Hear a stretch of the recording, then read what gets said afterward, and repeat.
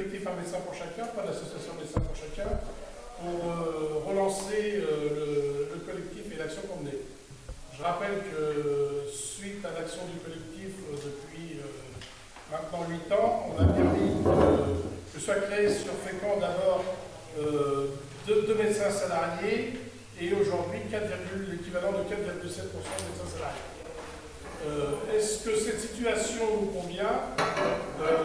Non, parce que la population sociale continue de se détériorer, des médecins continuent à se détériorer, notamment pour les spécialistes. D'autre part, le rôle de l'association, donc on est intervenu à l'ARS sous l'impulsion de Marie-Thérèse Gaillot de Christian. Nous avions créé un super programme qui était présenté au président du département et qui a été présenté au président de la caisse CPAL pour développer des cabinets médicaux dans les villages, ce qui aurait permis de faire des relais et de développer la médecine dans les villages de façon à ce que les gens du village aient une médecine de proximité. Depuis 1 an, nous avons une nouvelle responsable, Madame Rivière, donc qui est maire de Théroule-de-Ville, qui n'a jamais mis les pieds au cabinet de médecin et qui n'a jamais organisé une seule réunion au niveau de l'agglo. Alors, notre objectif aujourd'hui, c'est continuer ces actions qu'on a faites dans notre association, continuer à essayer de développer les médecins salariés au niveau de la médecine généraliste et aussi de la médecine spécialiste. Voilà, le débat qu'on veut lancer aujourd'hui, c'est quel genre d'action va-t-on pouvoir mener. Je rappelle qu'on a mené des actions pour soutenir les hospitaliers, que la situation de l'hôpital est de plus en plus détériorée, qu'il y a de plus en plus de burn-out de gens qui s'en vont. Il faudrait aujourd'hui amener à environ 50% de soignants supplémentaires. Donc je veux qu'on a fait l'association Médecins pour chacun et à la demande de plusieurs personnes, donc décidé de relaisser un débat dans un collectif qui permette d'ouvrir ces nouvelles voies. On avait aussi, avec l'association, développé une action pour les gens à mobilité réduite, donc, et aussi on était intervenu pour les isoliques 21 des papillons blancs, et je dois dire que ça, c'est en train d'évoluer, qu'il y a une réunion à l'agglomération le 12, donc avec la présidente des EPMSF, pour mutualiser les transports sur les gens qui sont aux EPMSF, et aussi pour créer un transport du style qui permettent de transporter aussi les personnes à mobilité réduite et les ados. Alors, sur ces points-là, on est en train d'avancer, mais il y a des points, notamment au niveau de la médecine spécialiste, où là c'est une catastrophe, où il y a encore beaucoup de médecins qui vont partir. Moi j'ai l'exemple, j'ai été touché directement, mais là il y avait besoin d'un dermato. Heureusement, Resnick tenait encore quelques permanences, mais il ne tient plus, et on a absolument besoin de ces spécialistes, parce que c'est eux qu'on a besoin d'avoir à proximité. Donc voilà, je lance le débat, après à vous d'intervenir, et puis on va essayer de tenir compte de vos idées, de remonter les actions et de permettre d'avoir une lutte pour avoir des médecins supplémentaires, pour avoir une médecine de qualité et pour pouvoir être soigné correctement sur l'agglomération de Fécamp. Voilà. La parole est pour ceux qui l'avaient. Oui. Moi, je vous dirais que depuis que le centre médical communal a été inauguré, j'ai pris un docteur, c'est le docteur de Nazara, c'est un Tunisien de 35 ans, super bien. Ouais. J'ai eu un problème, j'ai manqué du fer. Il m'a donné un mois de comprimés pour me faire monter mon fer parce que j'étais très mal. Mais j'ai supporté les 36 ans. Quand je lui ai envoyé l'examen de prise de sang, on m'a appelé pour me dire que mon fer était très bas, mais qu'il fallait que j'arrête parce que ça n'allait pas du tout. Donc il m'a donné une autre ordonnance. Là, la dernière fois, j'ai fait de nouveau l'examen et je lui ai envoyé le résultat. Et de nouveau, il m'a appelé à chaque fois. Il m'appelle. Aucun docteur fait ça. Je t'ai appelé pour te dire je vous envoie un nouveau traitement. Tu vois, vraiment chouette. Et quand j'y vais le voir, d'abord, il n'y a pas beaucoup de monde. Il doit y avoir d'autres docteurs, mais dans la salle, il n'y a pas beaucoup de monde. J'ai mis un quart d'heure. Mais lui, il était là, de la tête aux pieds.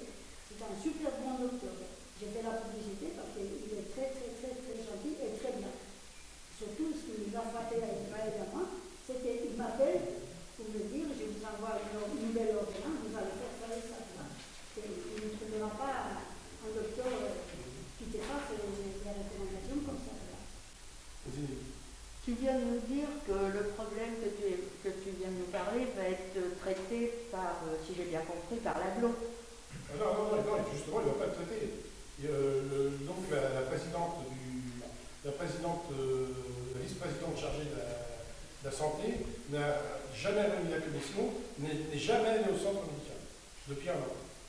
Donc, on est passé d'un le premier qui n'était pas terrible à quelqu'un qui s'occupe de rien.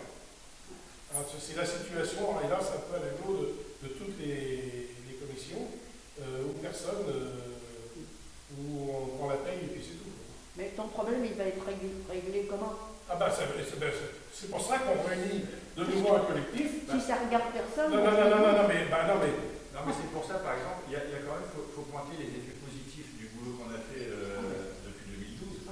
C'est qu'en 2012, on avait, je parle juste des médecins généralistes, on avait 21 médecins généralistes, il y en avait 7 qui partaient. Donc ça fait qu'on perdait un tiers de nos médecins généralistes. C'est ce qui nous a poussé à lancer le collectif. Aujourd'hui, en 2018, il y avait 2,3 équivalents temps plein au centre de santé en médecins généralistes. Aujourd'hui, il y en a 5. Ça veut dire qu'on a perdu un petit peu, mais malgré tout, de 13 médecins, on a quand même 18 médecins aujourd'hui. Donc, on était à 21, on est descendu à 13, on est remonté à 18. Ça prouve bien que la bataille qu'on a menée pour l'ouverture du centre de santé, et puis le témoignage de Carmen confirme bien ce que ça reste justement, c'est non seulement des médecins supplémentaires, mais c'est de la médecine publique. C'est pas de la médecine libérale. Donc ça peut expliquer aussi la démarche que fait le médecin d'appeler ce que font plus les médecins libéraux. Pas parce que certains, oui, certains ils sont là pour prendre le pognon, et puis, mais certains médecins, comme notre camarade qui n'est pas là, sûrement, ils n'ont plus le temps. Ils n'ont plus le temps. Donc l'idée d'un centre de santé, les gros centres de santé en région parisienne, ils sont 70-80 médecins, généralistes, spécialistes. Mais tu peux faire de la vraie médecine de proximité. Donc là, je ne vais pas tout vous lire parce que Philippe nous a fait l'état des lieux à la fois des médecins généralistes et des médecins spécialistes, mais ça va continuer à baisser dans les 2 ans à venir. Il y a tout un tas de médecins spécialistes généralistes qui partent à la retraite. Donc c'est pour ça qu'on a l'envie de relancer le collectif dès maintenant. Parce que c'est tout de suite qu'il faut mettre en place des projets. L'idée, là, on a prévu de se réunir. On a différents axes quand même de travail principaux pour revendiquer. Alors, les prochaines étapes, déjà, c'est dès lundi, à 17h, il y a une conférence de presse à Henri Dunant. Donc on a convoqué toute la presse télé, radio, presse écrite, pour annoncer officiellement qu'on relance l'activité du collectif et on va présenter aussi les orientations. Donc c'est Aurélien qui va être le porte-parole du collectif, si vous en êtes d'accord d'ailleurs, c'est ce qu'on avait pensé, mais on demande l'avis aux camarades présents. Et les axes principaux qu'on voudrait mettre en place, ah oui, alors suite, on va annoncer aussi lundi en conférence de presse, c'est Philippe Ledoux qui a rédigé une petite lettre ouverte. On va envoyer à... Mais c'est pas possible. Laisse-la ouverte après la porte. Ah non, ferme-la, Pierre d'heure. Je m'excuse. Mon pauvre Christian, c'était tout. La lettre ouverte que Philippe a écrite, si vous voulez, Aurélien va pouvoir vous la lire, parce qu'il y a possibilité de l'amender jusqu'à lundi. Mais c'est refaire la même démarche qu'on avait fait pendant les élections municipales de 2014. C'est de l'envoyer à tous les candidats, sauf les candidats d'extrême droite, bien évidemment, et de leur demander qu'est-ce qu'ils comptent faire si jamais ils sont élus au niveau de la région, notamment, qui a la compétence santé, mais aussi au département, parce qu'il y a beaucoup de candidats au départemental qui sont élus à la communauté d'Aglo, donc c'est eux qui sont en charge de cette question-là sur le territoire de Fécamp. Donc on va les interroger, les obliger à apporter des réponses, à la fois avec des vraies propositions, mais aussi on veut un rétro-planning. On veut savoir s'ils comptent faire ça dans les 10 ans à venir, dans les 1 an, les 2 ans, les 3 ans, qu'est-ce qu'ils comptent mettre en place pour arriver à quel niveau. C'est Philippe Ledoux. Oui, Philippe?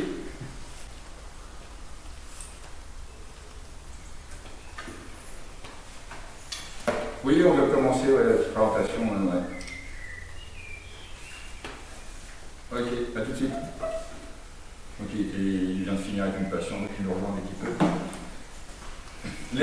Les grands axes qu'on veut déjà, c'est évidemment développer le nombre de médecins, recruter des médecins. Alors, continuer à recruter des généralistes, mais c'est aussi développer, le but d'un centre de santé, c'est d'avoir des spécialistes. Donc c'est recruter des spécialistes. La deuxième question qui est importante, c'est permettre que sur le territoire de la communauté d'agglomération, soit il y ait des cabinets médicaux où les médecins du centre de santé se rendent de manière régulière pour que les gens qui habitent ces villages isolés puissent continuer à avoir accès à un médecin, parce qu'on sait que le transport au niveau de la communauté d'agglomération, qu'on a parlé un petit peu, c'est compliqué. Donc, soit créer des cabinets médicaux à droite et à gauche sur le territoire de l'agglo, soit même, pourquoi pas, envisager d'investir dans un ou deux cars médicalisés où on peut se rendre sur les territoires isolés à la rencontre des personnes qui n'ont pas de médecin. Ça se fait dans oui, ça se fait ailleurs. On a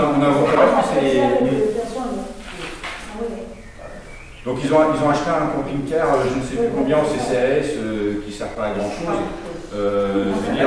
Non, c'est CCAS. Mais on peut faire la même chose au niveau de l'agglo et du centre de santé. Et Laurent, on peut demander à ce que celui du CCAS serve Non, il appartient au CCAS. En fait, au CCAS, ils avaient fini, c'était en 2013-2014, ils avaient fini avec un excédent budgétaire, ils n'avaient pas dépensé tout l'argent. Donc si tu veux avoir un budget au moins identique l'année d'après, il faut que tu dépenses tout l'argent qu'on te donne. Donc du coup, ils avaient investi un camping-car qui ne sert pas à... On aurait pu acheter des malades comme ça. Donc ça, ce sont les grands axes. Et il y a aussi, effectivement, alors ça c'est un combat qui est plus idéologique, mais il faut qu'on l'amène sur le terrain. C'est toujours, on l'avait déjà évoqué à partir de 2012, c'est la question du paiement à l'acte. Ça c'est bon pour la médecine libérale, mais la médecine publique, déjà la médecine c'est pas une marchandise, donc il faut qu'on prouve que quand la médecine elle est publique, et on ne se comporte pas comme la médecine libérale, et que quand on y va pour une pathologie, si on est obligé d'y aller tous les jours, tous les 2-3 jours, on doit repayer à chaque fois 25 balles alors qu'on y va pour la même chose. Ça c'est pas acceptable. Donc c'est pas au niveau de l'agglo que ça va changer. Je pense que ces décisions-là, elles sont au niveau national, voire au-dessus. Mais c'est aussi avoir cette question de lancer le débat. Ça commence par là, rendre le débat public et lancer ces idées-là. Et il y a aussi un troisième point que je voulais dire. Oui, voilà. Alors ça, il faut qu'on vérifie, mais je ne crois pas que le centre de santé soit affilié à la Fédération nationale des centres de santé.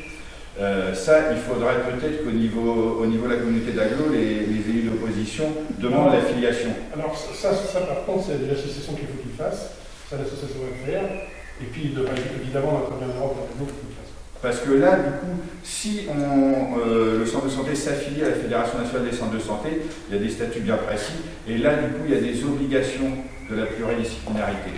Il y a des obligations de mettre en place des politiques de prévention. Ça peut être sur les addictions, ça peut être sur la santé au travail, ça peut être sur la contraception, enfin ça peut être sur tout un tas de choses. Et là notamment en période de Covid, alors Madame Riquet, on l'a rencontrée l'autre jour quand même sur le marché, elle nous a dit que oui, au niveau visible, elle ne nous a pas rencontrés, mais qu'elle bosse derrière, elle bosse les dossiers. Non, elle nous a dit qu'elle tombait sur toute en France. Aussi, mais bon, elle suit quand même le truc. Mais on va demander à la rencontrer de toute façon, c'est ce qu'on lui a dit. Mais effectivement, il y a cette question-là pendant le Covid, là, depuis un peu plus d'1 an, ce qui se passe, qu'il y ait une vraie équipe de prévention au niveau du centre de santé, ça aura pu fortement aider les gens, notamment dans les quartiers les plus défavorisés socialement. Notamment sur les vaccins. Sur les vaccins, mais aussi sur les gestes barrières, où on sait très bien que dans les populations les plus fragiles socialement, c'est pas spécialement ces populations-là qui regardent les informations, qui essayent de s'informer sur ces questions-là, et du coup, ils ont des comportements qui ne sont pas adaptés à la situation. Donc ça, c'est le rôle effectivement du centre de santé d'aller au-devant de ces populations-là. Je suis pas d'accord avec toi là-dessus, parce que je vois à Saint-Pierre, justement, ce qu'on appelle le petit peuple respecte les gestes barrières. Par contre, ceux qui ne respectent pas, je vais te le citer, l'ancien maire de Saint-Pierre, qui se prend pour un dieu, et tous les Parisiens, toutes les résidences secondaires. Tout cela, il n'y a pas un qui met le masque, et t'en vas même chier quand tu leur fais leur art. Donc le petit peuple est respectueux. Voilà, de dire, tout à fait, moi pour travailler en maison de retraite, sur le tas de temps, je suis infirmier. C'est les familles des patients qui savent très bien comment s'est passée la pandémie. Dans notre dos, ferme la porte de la chambre et retire le masque pour embrasser la personne qui est dans le lit. Ouais, mais le problème qui est là-dessus, c'est que c'est passé le petit peuple. Le problème qui est là-dessus, si tu veux, c'est qu'au lieu de vacciner les petits, c'est bien de vacciner les petits pères après 4 ans, c'est pas eux qu'il fallait vacciner, c'était la famille qui venait le voir. Le petit père qui est dans sa chambre enfermé dans un hôpital, c'est pas lui qui contamine, c'est tout le peuple autour, les infirmières, les soignants, la famille qui vient, c'est eux qu'il faut soigner. C'était la politique arrière du gouvernement. Ça, c'est pas votre faute. Ben non. Mais après, on peut toujours trouver des exemples contradictoires. Mais on le sait très bien, et de toute façon, tous les études le disent, que ce soit sur les questions d'addiction, d'alcoolisme, de tabagisme, encore on le voit l'autre jour à la télé, ce sont les populations les plus fragiles socialement qui sont le plus sujettes quand même à ce genre de choses. Donc il y a un vrai travail à faire. Après, il y a aussi, comme tu dis, des petites gens qui sont des personnes intelligentes qui respectent, mais c'est plus compliqué pour ces personnes-là. Je donne un exemple d'un même jeune. Il habite là-bas en région parisienne. Marié, 3 gosses, 40 mètres carrés. Vous connaissez bien le système, ça c'est malheureusement, c'est la vie des Parisiens. Des pauvres, non, pas des Parisiens, du peuple ouvrier. Ce pauvre gars-là arrive, contracte au boulot, pour Intermarché, contracte le virus, hospitalisé. On le prend à l'hôpital le soir, le lendemain, même pas le soir, l'après-midi, le soir, on le renvoie chez lui, confiné chez lui, avec 3 gosses et sa femme. Bilan d'opération. Sa fille, qui a des problèmes cardiaques, c'est là qu'ils l'ont découvert. C'est là qu'ils ont découvert qu'elle avait des problèmes cardiaques. Affectée, transportée d'urgence à l'hôpital le lendemain matin. Retour à la maison, les urgences. Parce que ça, on peut en parler des urgences, hein. Les urgences, ils le renvoient chez elle. Au soir, les pompiers vont la rechercher. Et enfin, comme une infirmière ou un médecin, je ne sais pas qui a dit on va faire des examens, ils l'ont regardé la nuit. C'est là qu'ils ont découvert qu'elle était cardiaque et que le problème était lié, le Covid jouait en sa défaveur là-dessus. D'accord? Le lendemain matin, on renvoyait chez elle, 40 mètres carrés à 5. Ben, ils l'ont eu tous, les 5. Et voilà. Et qui c'est? Et c'est la faute à qui ça? Au peuple? Non, mais c'est pas ce qu'on dit, Christian. Non, la seule chose, c'est effectivement, si on est là, c'est justement. Les soignants sont responsables aussi. Tu sors, allez. Non, mais ça, c'est. Ça, ces constats-là, en effet, c'est bien pour ça qu'on décide de lancer le politique, parce que la vraie question, c'est l'accès aux soins de la population. Après, juste, on fait le constat qu'effectivement, les populations les plus fragiles socialement sont les premières victimes en général, et tu le dis bien, la preuve, les ouvriers ou les chômeurs qui habitent dans des petits logements confinés, les légumes à la rue. Voilà, c'est sûr, quand tu es un bourgeois et que tu as une maison de 300 mètres carrés et que tu es vacciné tout de suite, c'est plus facile de se confiner chez soi sans contaminer les autres. Mais ça, c'est une réalité, c'est pour ça qu'effectivement, nous, la priorité, on ne peut pas agir réellement sur la politique du gouvernement en matière de crise sanitaire. Des exemples, je peux t'en citer plus. Par contre, nous, notre rôle, et puis on n'a pas plus d'ambition que ça, c'est de permettre à la population de la Lot-Fécamp d'avoir accès à des médecins. Tout simplement. Je suis intervenu, il y a Jacques, il y a Isma, il y a pas mal de monde ici, il y a la dame qui est en face, je ne sais pas trop nom. Je suis intervenu auprès de Jumel. Les frères du littoral. Les frères de la côte. Non, les frères du littoral, c'est moi qui ai dit les frères de la côte. C'est les frères du littoral. Jack, Le Havre, Rouen, il y a encore le long de la Seine, il y en a encore 3-4. Fécamp. Elle est où le centre de vaccination? Il est où? À l'hôpital? Oui. Quand tu téléphones à l'hôpital, tu n'as pas de rendez-vous. Tu m'excuseras. Pas maintenant, hein. Mais je te parle de ça il y a 15 jours. Après, ça dépend des doses de vaccin qui étaient livrées. On a des problèmes de livraison de vaccin aussi. Mais de toute façon, Christian, c'est pas votre faute. Christian, sur la pandémie, il est clair que le gouvernement que la société libérale n'était pas du tout préparée. Ça veut dire qu'il n'y avait plus de masques. Il n'y avait plus de masques. Il n'y avait pas de lit dans les hôpitaux. Il n'y avait pas de gel. Il n'y avait même pas de protection pour les soignants. Le fait qu'on soit obligé d'aller quêter chez les gens des masques, des protections, des charlottes chez les gens pour protéger les soignants, c'est quand même quelque chose de terrible. Et ça, c'est pas la faute des soignants. Excuse-moi du terme, si je veux vexer, de base. C'est une politique qui a été faite et au niveau du département, Jumel, comme les autres, ils ont vécu pour leur circonscription. Fécamp n'existait pas. Oui, non, mais attends, je pense que On n'existait pas. C'est le problème à l'envers, là. non, je pense que la responsabilité de la santé, c'est l'État. Il n'y a rien de Et au niveau de la région, c'est l'ARS. Tu es allé comme moi dans des réunions de l'ARS. On va dans une réunion de l'ARS, il faut que je vous explique comment ça se passe. On vient dans une réunion de l'ARS pour apprendre quelque chose. Et là, on dit, nous, on a un projet. Et toute la réunion passe, oh, votre projet nous intéresse, on va travailler sur votre projet, voulez-vous nous le donner? Quand on va quand même dans les instances de santé régionales, l'objectif, c'est pas ça, c'est qu'eux nous donnent les moyens de soigner les gens, qu'il y ait des moyens d'améliorer les soins, qu'il y ait des moyens. Et eux, au contraire, ils font ça. Alors pourquoi le problème de pourquoi il n'y a plus rien eu? C'est parce qu'on a fait les coups sombres. On a décidé, on supprime les mecs, les chercheurs, on supprime les bourses aux chercheurs, on supprime les masques parce que ça coûte cher de les faire. Et puis on donne du pognon à Sanofi, mais Sanofi, il n'investit pas, il le redonne aux Ouais, c'est ça, c'est le problème. Au niveau national, c'est une chose. Voilà. Au niveau régional de l'ARS, je sais très bien ce que j'en pense. Voilà. Pour moi, c'est un truc qu'il faut dissoudre. Ça sert à rien. C'est uniquement un truc qui est là pour faire des coupes sombres au niveau de la santé. Tu sais très bien, j'ai donné tous mes dossiers. Oui. À l'ARS. Ouais, mais ça, c'est un combat, qui il faut les virer. Non, mais ça, c'est un combat qui est de l'ordre du politique. Quand je dis du politique, le combat, le collectif un médecin pour chacun, il n'y a pas d'étiquette politique, c'est un combat politique, c'est des citoyens qui s'investissent dans la... Mais là, la question du bien fondé de l'ARS, de si on doit la supprimer ou pas, c'est pareil que l'ENA. Ça, c'est une question que les partis politiques, les représentants politiques doivent gérer. Nous, tous ces constats négatifs, on les fait, c'est pour ça qu'on est là. La question, c'est qu'est-ce qu'on veut mettre en place? Là, la priorité, c'est la conférence de presse lundi, avec l'envoi de la lettre ouverte dans la foulée aux candidats. Derrière, les constats que Philippe, et si vous voulez, tu as toutes les adresses, on pourra les envoyer à tous les camarades du collectif. L'idée, c'est que ces constats dramatiques que Philippe nous a fait, c'est de communiquer à un maximum de citoyens qui voient la réalité du terrain, qui comprennent, même ceux qui ont des médecins ou qui sont en bonne santé, qui comprennent ce que vivent les autres. Une fois que ça c'est ce qu'on a fait en 2012. Une fois que les gens ils ont compris ce truc-là, c'est des actions qu'on attend. Donc on fait des propositions en même temps. Il y a une belle école d'infirmières qui vient d'ouvrir, il faut que le centre de santé il travaille avec elle. Il faut que le centre de santé il travaille avec l'hôpital. Alors on sait que là les médecins du centre de santé sont partis à l'hôpital pour vacciner. Voilà, ça c'est un minimum, il faut développer ce partenariat-là.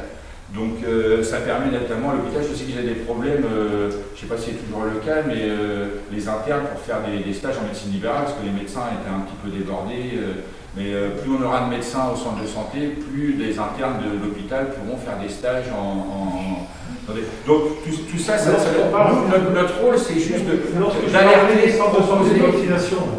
C'est pas pour attaquer les gens qui sont à l'hôpital, c'est parce que lorsque tu as un centre de santé de vaccination gérés par des politicards, quel que soit leur bord, ils ont des vaccins. Ils ont des médecins. Oui, les médecins, ce sont des volontaires, des infirmiers volontaires, des médecins volontaires, des mouchards, enfin ce qu'ils disent.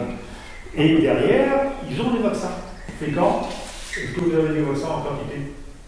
Alors aujourd'hui, on en a plus, mais on avait la vaccination à tout le monde aussi. Tout le monde peut avoir rendez-vous le même jour. Après, c'est normal. Bah oui. Ouais. Mais ça, on dit aujourd'hui, à partir de 12 ans, vous pouvez vous vacciner. Demain, tu as un flux de 50 personnes, est-ce que vous pouvez vacciner? Enfin, 50%, j'ai un exemple comme ça. Non, c'est des paroles, mais ça, c'est le gouvernement, c'est Macron, c'est toute cette équipe-là. Oui, mais cette question-là, c'est pas le collectif qui va l'arrêter. La production et la livraison des vaccins, ça, c'est un problème. Par contre, imagine demain. On a tous les vaccins qu'il faut pour vacciner tout le monde. On revient au même constat. Comment font les gens qui habitent, des personnes âgées qui n'ont pas de logement de famille, qui habitent à Saint-Martin-au-Buneau pour venir il y a pas longtemps avec le jaquettisme. Et nous, notre rôle, c'est de permettre l'accès aux soins. Quand il y a des moyens, si on n'a pas de vaccins, on ne peut pas les inventer. Par contre, si l'État fait le nécessaire pour fournir des vaccins, nous, notre rôle, c'est de faire, comme en 2012, encore une fois, on l'a imposé le centre de santé. Personne n'en voulait, ni la gauche ni la droite. On leur a imposé. C'est toujours le seul centre de santé de Seine-Maritime. Sinon, c'est que des maisons médicales. Ouais. Je crois qu'il est toujours déficitaire. Il me semble, le centre de santé. Ici? Ouais. Non, mais pas le centre de santé ici. Et à mon avis, je pense qu'ils peuvent équilibrer. à partir du moment où le loyer avant était payé dans des locaux de la ville, que c'était gratos, et que là aujourd'hui le loyer est de 5 000 € par mois versé au cabinet, versé à la SCI et Salins, dont sont actionnaires M. Dubois-Freinet, M. Fidelin et puis M. Basile, à 5 000 € par mois, le cabinet d'études qui était avant payé 50 000 € par an, là maintenant c'est 60 000 € qui vont dans ces poches-là. Alors évidemment, du déficit on peut en créer, de cette façon-là on peut en créer. De prêter gracieusement les médecins pour faire des vaccins et de continuer à leur payer leur salaire, c'est aussi créer du déficit.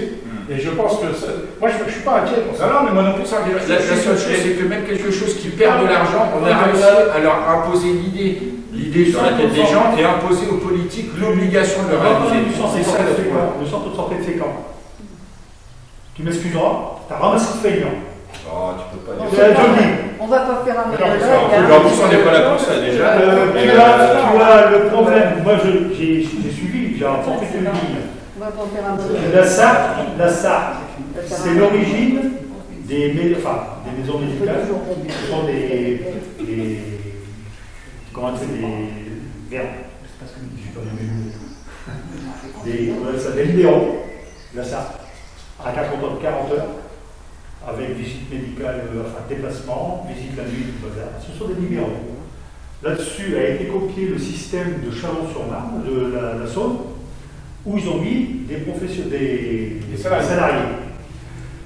Derrière, l'idée pas mal, quand on a le truc au système, à 37 heures, je crois, de mémoire. D'ici, on a fait un truc, ils sont 35 heures, ils refusent de faire les visites médicales et de merger. Et qu'est-ce qu'elle a répondu, Madame la maire, lorsqu'elle est passée aux élections? Jacques est là pour te le dire. Moi, j'ai des médecins à Fécamp. Les villages, elle en avait rien à foutre. Et nous, on n'a pas vu notre médecin. Bah oui, et alors? Bon, si c'est... Ce que je comprends pas, c'est ta réaction juste avant. Oui, tu perds des médecins, c'est pour ça qu'on est là. C'est pour ça qu'il y a un centre de santé. Va demander aux milliers de patients qui ont pu retrouver un médecin grâce au centre de santé. Des milliers au centre de santé de Fécamp? Moi, j'en fais partie. Moi, j'avais plus de médecin, j'avais Dr Bichon est parti à la retraite, mais il a fallu que je trouve un médecin, c'est là où je suis allée. Après, le constat de dire que le centre de santé, il n'est pas encore suffisamment doté, il ne fonctionne pas suffisamment bien, ça, on peut le dire. Par contre, de là à dire que c'est un ramassis de feignants, tu peux pas dire ça. Est-ce qu'ils vont déranger Saint-Pierre pour Et en plus, il me semble que tu étais militant CGT. Hein? Non, mais voilà une bonne question. Tu es militant CGT. Et toi, tu trouves que c'est. On a eu une discussion avec un gars de chez eux, là, un jeune, avec ses jambes croisées sans ses chaussettes, qui arrivait là, qui nous prenait pour des cons, et qui nous a fait comprendre grosso modo qu'il n'avait rien à foutre. Non, mais Christian, C'est une réaction là qui est un peu bizarre. Christian, la situation à Fécamp, c'est que de nouveau le centre médical de santé ne prend plus n'est plus médecin référent d'un certain nombre de personnes. Ça veut dire qu'aujourd'hui on est de nouveau en situation déficitaire, y compris sur les généralistes. Mais là, je suis Christian. Faut augmenter le nombre de médecins. Mais nous, moi, si les patients chez eux, même pour avoir un rendez-vous, j'ai du mal à avoir un rendez-vous. Parce qu'ils sont surbookés, les médecins. Ils sont 35 heures. Mais oui, Christian, arrête tes conneries, t'étais militant CGT. Un médecin à 35 heures, il ne peut pas faire le boulot d'un médecin à 40 ans. Et ben, t'en mets deux. Bon, je suis d'accord avec toi. Mais dis pas que c'est Ils n'ont pas de place. Si, il y a de la place. Ça se construit, ça se. Je sais plus le nombre de médecins, je ne sais plus le nombre.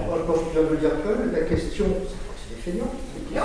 Un, quoi, c'est le rôle, et deux, ce sont des salariés qui limitent le temps de travail est limité à 35 ans. Ah ben je suis d'accord, et ils ont raison, il faut prendre des effectifs qui vont être. Il y a un médecin qui arrive. Dire que ce sont des feignants, je suis désolé, c'est une connerie. Bon, j'ai peut-être un petit peu de c'est quand un médecin qui arrive, moi je prends 5 heures, et je préfère me passer 5 heures à l'hôpital parce que je s'appelle milieu, il est salarié, il a raison.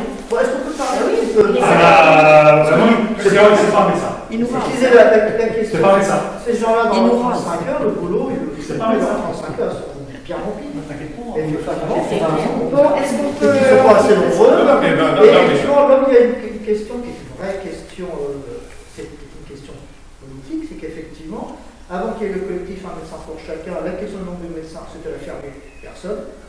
En gros, tous les élus disaient bon, c'est l'affaire de médecins qui se déclarent en cause. Et c'est vrai que la création du collectif a permis de mettre les pieds dans le plat et faire que ça devienne un problème politique. En clair, un problème, il y a des voix à perdre ou à gagner. Et c'est à ce moment-là que ça a commencé à bouger.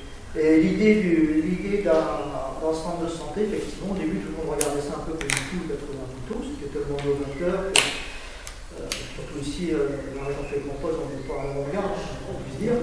Mais c'est vrai que cette idée-là qui a été mise en place ailleurs, avec de bons résultats, et effectivement, toute la race qui a pu renouveler le collectif sur cette question-là, ça a payé. Et effectivement, c'est parce qu'il y a eu toute cette base de relevé que le collectif a réussi à obtenir la création de ce centre de santé de la part de l'ancienne équipe de Catégien et de Stélevrier. Ce qui est vrai aussi, c'est que la baisse d'activité du collectif sur cette question-là, ça a aussi un problème, c'est qu'aujourd'hui, ça n'a plus un problème politique. Ça l'a été, et on voit bien qu'aujourd'hui, c'est plus des pieds dans leurs chaussures. C'est plus un caillou dans leurs chaussures, cette histoire de manque de médecins. Effectivement, je pense que relancer le collectif, c'est le meilleur moyen de faire pour que ça redevienne une épine dans leurs chaussures et qu'ils se décident à se bouger un petit peu de la même manière qu'on a obtenu le centre de santé. Bon, à mon avis, il y a deux choses à obtenir sur. Moi, j'aurais quelque chose comme ça. Il y a un travail à faire en direction de l'augmentation des effectifs du centre de santé. Ça me semble incontournable. Mais c'est un problème politique, c'est un problème financier. Qui veut bien cracher au bassinet pour le payer. Et ça, c'est un problème politique. On a une deuxième direction, je pense qu'il faudrait vraiment qu'on travaille, c'est sur le manque de médecins libéraux, notamment de spécialistes. Là, je rappelle que la carte de spécialistes qu'on a eu depuis 2 ans, putain, ça pique, hein. Plus de dermato, plus de rhumato, les deux le service de gynéco à l'hôpital du Grand Capité. En tant que médecin sur Fécamp, aujourd'hui, on n'a pas des. Il ne faut pas qu'on soit malade, il ne faut pas qu'on ait un gros souci gynéco parce qu'on est dans le. Et on a deux autres. On va avoir plusieurs collègues qui vont partir à la retraite, là, ça devient au niveau de médecine générale. Donc là, on doit s'entendre plein les de spécialistes. Et là, à partir de la fin de cette année 2021-2022, on se reprend une rincette avec des départs de généralistes. Et ce problème-là, il va bien falloir que les différents candidats aux élections se collectent ce problème-là. Alors, je regardais à l'échelle locale, le seul truc concret que j'ai lu, je vois que c'est concret, je regardais sur la circulaire électorale que j'ai reçue dans ma boîte aux lettres. Bon, il y a une équipe, Patrick Hieto, qui nous propose la création de centres de santé. Mais alors, comment, quel plan de financement? On a d'autres choses. Les autres, j'ai regardé les autres prochaines fois, il n'y a même rien. On est vraiment confronté à une vraie difficulté. À l'échelle régionale, il y a effectivement la proposition faite par Jumel d'embaucher 200 médecins salariés avec un budget derrière. Est-ce qu'il y en a un pour Fécamp? Ça, c'est une vraie question qui mériterait de vous poser. Reste que l'idée en soi, c'est le seul qui a un truc un peu concret à nous donner à manger. C'est déjà plutôt une bonne chose. Et le budget? Comment? Le budget de combien ça? Je sais plus. En fait, finalement, alors, ce qu'on a vu nous, sur les médecins salariés, les médecins salariés, ça ne coûte rien. Les médecins salariés, ça ne coûte rien, puisque ils sont payés par les visites. Et non, le centre est remboursé les visites. Ah ouais, le centre de la commune. Non, j'avais tapé, ça coûte rien. Non, ça coûte rien. Il n'y a pas besoin d'un budget faramineux, quoi. En fait, le gars, il fait son travail, et on a fait calculer avec Christian. On avait calculé que grosso modo, avec 4 visites à l'heure, Philippe, un quart d'heure pour une visite, ça me semble être beaucoup de choses de correct. C'était basé sur ces chiffres. Oui, on s'était basé sur ces chiffres, Philippe. Ce qui pose problème, surtout dans les centres de santé publics, c'est le fait qu'ils ont des obligations administratives que je porte en tant que médecin libéral. Notamment, ils ont l'obligation de faire systématiquement les tiers payants, et qu'ils ont des milliers d'euros dans la nature que la Sécu leur a pas remboursé. Non, mais notamment, il y a des mutuelles qui sont passées. Oui, c'est un vrai merdier. Et puis, pour s'en tirer, ils ont mis le secrétaire qui fait que ça. Après, son temps, il est galopé derrière un tiers payant. Ça veut dire rien à payer. Honnêtement, tu vois, moi, je vois par exemple tout bête, je vois la lourdeur du dispositif pour les vaccins par rapport à ce qui a été fait avec le centre de vaccination de l'hôpital. J'arrive à vacciner en moitié en même temps qu'à faire plus de patients. Pourtant, il y a moins d'un secrétaire. mais parce qu'on a aussi des structures moins lourdes sur le plan administratif. Alors ça, sur le plan administratif, on peut bien faire avec. Les centres de santé, c'est statutaire, doivent faire systématiquement tiers payant. Donc quand tu ne fais pas payer les gens, bah, il faut bien que tu le récupères. Et comme tu sais à quel point c'est une dernière de la Sécu, il faut bien qu'il y ait une secrétaire que tu payes uniquement pour aller faire rentrer la monnaie. Ça, c'est la vraie foutoir. On avait fait le calcul avec les chiffres, rappelle-toi. On avait fait le calcul avec une secrétaire pour un médecin à je crois. Enfin, pour 70 médecins, c'est vrai. On était équilibré. Voire à 1 euro près, plus ou moins. Bon. Très concrètement, il y a aussi la Sécu payée régulièrement ses tiers payants. Je pense que le centre de santé, il serait bénéficiaire. Le problème, c'est que la Sécu de telle fois, il serait déficitaire. Maintenant, quand tu vois la monnaie que ça brasse, moi j'aimerais bien que les services publics soient déficitaires comme ça, parce que c'est vraiment pour ceux qui creusent le plus le trou. Quand d'autres services publics comme la piscine, toi, tu peux y aller, là le trou, parce que Philippe, après on avait travaillé avec Christian sur ce que touchent les généralistes et ce que n'avait pas le centre de santé. Par exemple, les 2 euros par patient pour la gestion. 40 euros par an. Oui, c'était 40 euros par an, donc un truc qui avait 2000 patients, 40 euros multiplié par. Ça faisait 80 000 euros de plus. Oui, par patient, oui, mais il faut savoir. Et donc, en fait, le travail, c'est qu'on était intervenu auprès du directeur de la CPRM, Voyer à Rouen, en disant attendez, donnez l'équité entre les généralistes et les médecins salariés, les centres de santé avec les médecins salariés. Et en fait, je ne suis pas inquiet moi, sur le budget, parce qu'on voyait que sur le budget, on pouvait équilibrer le budget, et en fait, quand on pose la question du coût, alors il y a la question de la mise en route, si on investit par exemple, je pense, dans des camping-cars pour soigner les gens, des choses comme ça, ou dans des nouvelles salles, mais une fois que c'est parti, la gestion est la gestion normale de la médecine en France. Et c'est un investissement, enfin, d'une population en bonne santé, elle coûte moins cher à la société. Donc, effectivement, sur le coût, Après, Laurent, il y a un truc aussi que je voulais dire tout à l'heure. Même si mes propos étaient un petit peu durs, ils sont là, témoins. Le mec, lorsque il a dit, mais oui, mais est-ce que dans votre contrat, donc ça, c'est Razak, est-ce que dans votre contrat, il y a quelque chose de marqué? Il n'y avait rien de marqué. Pas de visite la nuit, pas de visite le week-end, il faut 35 heures. Donc, fonctionnaires communaux. D'accord? Ils ne sont pas fonctionnaires. Non, mais. Ils ne sont pas fonctionnaires. Non, ça dépend de 3 ans. Il n'y a pas que des fonctionnaires dans la fonction publique. C'est dommage, mais c'est la réalité. Non, mais une fois dit.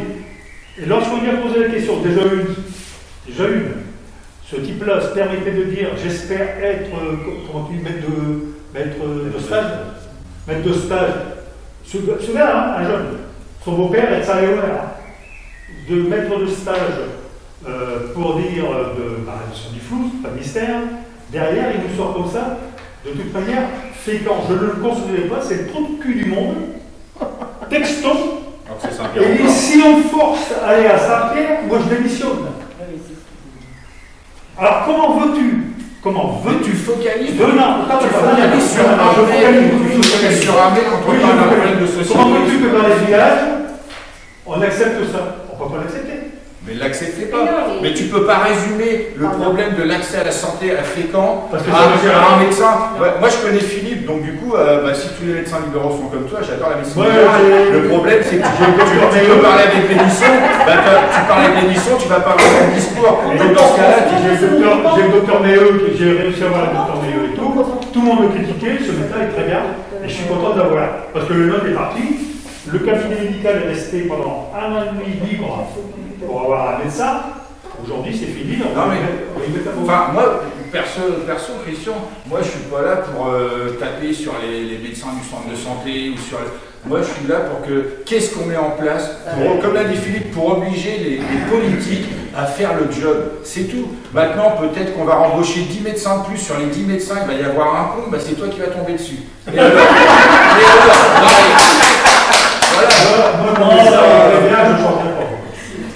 Moi, je voudrais prêcher en fait pour notre paroisse. Fort, ma chérie, c'est pas gentil. On est maman d'enfants en situation de handicap. Et le souci, c'est que nous, il nous faut non seulement des spécialistes, qu'il n'y a pas sur Fécamp, mais il nous faut, grosso modo, on va dire, des spécialistes spécialisés. C'est-à-dire que Pour un enfant TSA ou un enfant TDAH, vous n'allez pas chez un orthophoniste lambda. Vous devez aller chez un orthophoniste qui est formé, en plus de l'orthophonie, qui est formé au TSA, qui est formé au TDAH, enfin à toute pathologie, enfin à toute neuroatypie. Aujourd'hui, quand vous avez un enfant en situation de handicap à Fécamp, vous ne pouvez pas, vous êtes dans l'impossibilité de faire soigner votre enfant à Fécamp. Mon cas personnel, ma fille, son pédopsychiatre est à Paris. Voilà. Vous voulez un ergo, enfin je vous donne vous voulez un ergo, vous allez à Crypto. Vous voulez orthoptiste, vous allez à Goderville. Enfin voilà. L'orthophoniste, vous allez à Goderville. Donc nous, ce qu'on demande, parce qu'il faudrait qu'on fasse un état des lieux, parce qu'on ne connaît pas tous les parents d'enfants en situation de handicap, mais nous, ce qu'on voudrait, enfin nous, notre ambition, c'est d'avoir sur Fécamp un centre de santé, mais avec tous ces spécialistes-là. Parce que, comme je l'ai dit, alors la formule est un peu redondante, mais il nous faut des spécialistes spécialisés. Au moins une fois la semaine. Une fois la semaine. Parce qu'on nous répond, il y a le CNP. On nous répond, il y a le CNP. Sauf que le CNP, c'est une coquille vide, le CNP. Il y a un médecin, enfin apparemment maintenant il y a un médecin. Est-ce qu'ils ont tout un mais... syndicat? Non, enfin si, mais c'est... alors apparemment elle n'est pas encore arrivée, parce que d'après ce que j'ai compris, alors je ne sais plus, je crois qu'elle est roumaine ou un truc comme ça, et elle n'a pas encore son équivalence. Mais sinon, à part ça, le CNP c'est une coquille vide, il n'y a que des psychologues. Et une psychomote. On n'a pas besoin que de psychologues et de psychomotes, on a besoin d'ergo, on a besoin d'ortho, on a besoin de sophro, enfin on a besoin... Et on n'a rien. Comment on peut faire, Philippe, justement Il y a bien sûr qui voulait parler. Non, mais bon, je suis orthophoniste à Fécamp, donc effectivement pour les TDAH, c'est une formation peut-être un petit peu particulière, mais ceci dit, on a quand même une question de formation annuelle. Donc l'orthophoniste qui n'a pas fait cette formation-là, c'est vraiment que la ordinaire des TDAH à la maison. Ah bon, parce qu'il y a des orthophonistes qui on a refusent. 440 personnes en attente de rendez-vous dans notre cabinet. Il fait à peu près 2 ans et demi peut-être. Ah, c'est ça. Je pars à la retraite à la fin du mois. Je ne suis pas remplacée, j'ai déjà plus les mots. Moi j'ai eu le même problème parce que j'avais notre collègue, il y a notre collègue qui est parti il y a 1 an et demi qui n'a pas été remplacé. On ne peut pas demander de faire plus pour Ah non, mais je vous en veux pas. Moi, je vous en veux pas. Moi, vous savez, quand le téléphone sonne et qu'on a une demande, on dit oh, il y a l'aide, mais on culpabilise sa mère. Bah, oui, on ne peut pas répondre à la demande. Et on nous demande aussi de faire tout un tas de choses qu'on ne faisait pas auparavant. Les neurosciences, on peut le faire en touche. Maintenant, les pathologies dégénératives, c'est pour nous. Les TDAH, les pas c'est pour nous.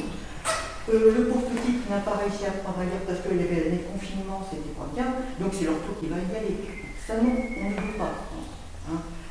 Et puis il y a tout un tas de trucs annexes comme ça, on nous demande de faire tout et rien, donc à un moment donné, la coupe est pleine. Il n'y a pas d'orthophoniste qui vienne s'installer ici, personne ne veut s'installer. Pour quelle raison? Parce que c'est plus long, c'est ça qui est Je pense qu'il y a ça, et qu'on n'est pas nombreux, on n'est pas assez nombreux. Par contre, on est 5 ici, on est que 5. Moi, je constate au niveau médecin généraliste, par les médecins internes, actuellement, c'est plus attractif. Et ce que disait le médecin du centre de santé, ce salarié qui a été fait tort de ce du cul du monde, malheureusement, c'est une image que beaucoup de gens à la fac ont dans la tête. Et quand c'est la dernière étape avant de tomber la flotte. Tant pis pour les lieux, tant pis pour les lieux. Là. Et tu sais que c'est dramatique parce que c'est des lieux qui ont un très joli cadre, on n'est pas dépourvu d'atouts. Hein. Le problème, c'est que ces atouts-là ne sont pas valorisés. Et cette image de trou du cul du monde, elle nous colle à la peau, d'autant plus qu'on a, malheureusement, au niveau de politique, on a des gens qui ne savent pas vendre ses camps. Moi, je suis de l'ancien responsable de la GEO, M. Le Premier, qui était chargé du dossier de santé. Moi, je ne m'en suis toujours pas remis. L'idée d'accueillir les nouveaux internes pour leur faire un tour, j'ai dit, très bonne idée. Ça, c'est une bonne idée. Et pour leur offrir des t-shirts et puis des stylos marqués jeu, cœur, fécond. Les mecs étaient un peu plus suite, ils leur offraient ça, et on pensait prendre pour des cloucs. C'est ça le pire, c'est que l'image de trou du cul du monde, c'est bien qui l'a construit là. Et ça, c'est dramatique. Quant à la nouvelle qui a été mise en place là, lors de la dernière élection, qui est candidate aux élections comme suppléante de l'office de ben, elle, je l'ai vu. Ah non, mais on l'a rencontré, c'était à Raoul, on a parlé de Depuis là, non, elle nous a dit, j'ai jamais fait de réunion. Elle nous a dit, j'ai jamais fait de réunion. Et on lui a dit, mais il faut qu'on t'en faire qu'une. Ah bon, j'ai été t'en faire une. Pour l'instant, je m'occupais de la petite enfance. Mais ne rentrez pas. Pas le job. Et donc, ça veut dire qu'elle ne fait pas le job, mais la paye de vice-présidente de la santé, elle la prend. Et là, je pense qu'il y a un vrai problème. La question qu'il faut poser, ce qu'on a besoin, c'est que Flo nous dise. Pour moi, il faudrait qu'il y ait 8 orthophonistes affectants. Que Philippe nous dise, moi, ça serait bien si on avait 23 généralistes. Et puis qu'après, à côté, on met. On a écrit dans toutes les écoles de Belgique. Non, mais la question, parce que la question. Ils sont encore pires que nous. Ah non, là, nous, pour notre paroisse, sincèrement, on en a parlé suffisamment souvent avec Sandra. C'en est un point qu'avec Sandra, à un moment donné, on s'est demandé si on n'allait pas déménager en Belgique. Alors, c'est Belgique. Au niveau personne dans ta situation et tout, ils ont un système qui est nettement supérieur au nôtre. C'est clair, on s'est demandé si on n'allait pas déménager en Belgique pour nos Tout à fait. Tu as beaucoup de nordistes qui vont en Belgique avec des grosses. Ils ont un problème, qu'est-ce qu'on fait d'abord, elle était voilà, tu es en Belgique, mais elle a dit qu'elle est arrivée là, elle dit qu'elle ne comprenait pas le système. Et sans parler de spécialistes vraiment, vous vous rendez compte que pour les enfants, à Fécamp, il y a un pédiatre, il y a une pédiatre, il n'y a que Madame Perriard. Moi, Madame Perriard, je m'attends un jour à aller en visite, et puis qu'à fera ses visites dans sa chambre ou dans Ah ouais, non, mais parce que moi, quand je vois les heures de rendez-vous que j'ai pu avoir avec Madame Perriard, à ce stade de journée, quand même, de 12 heures. Parce que j'ai déjà eu rendez-vous à 7h30 du matin ou à 8h du soir.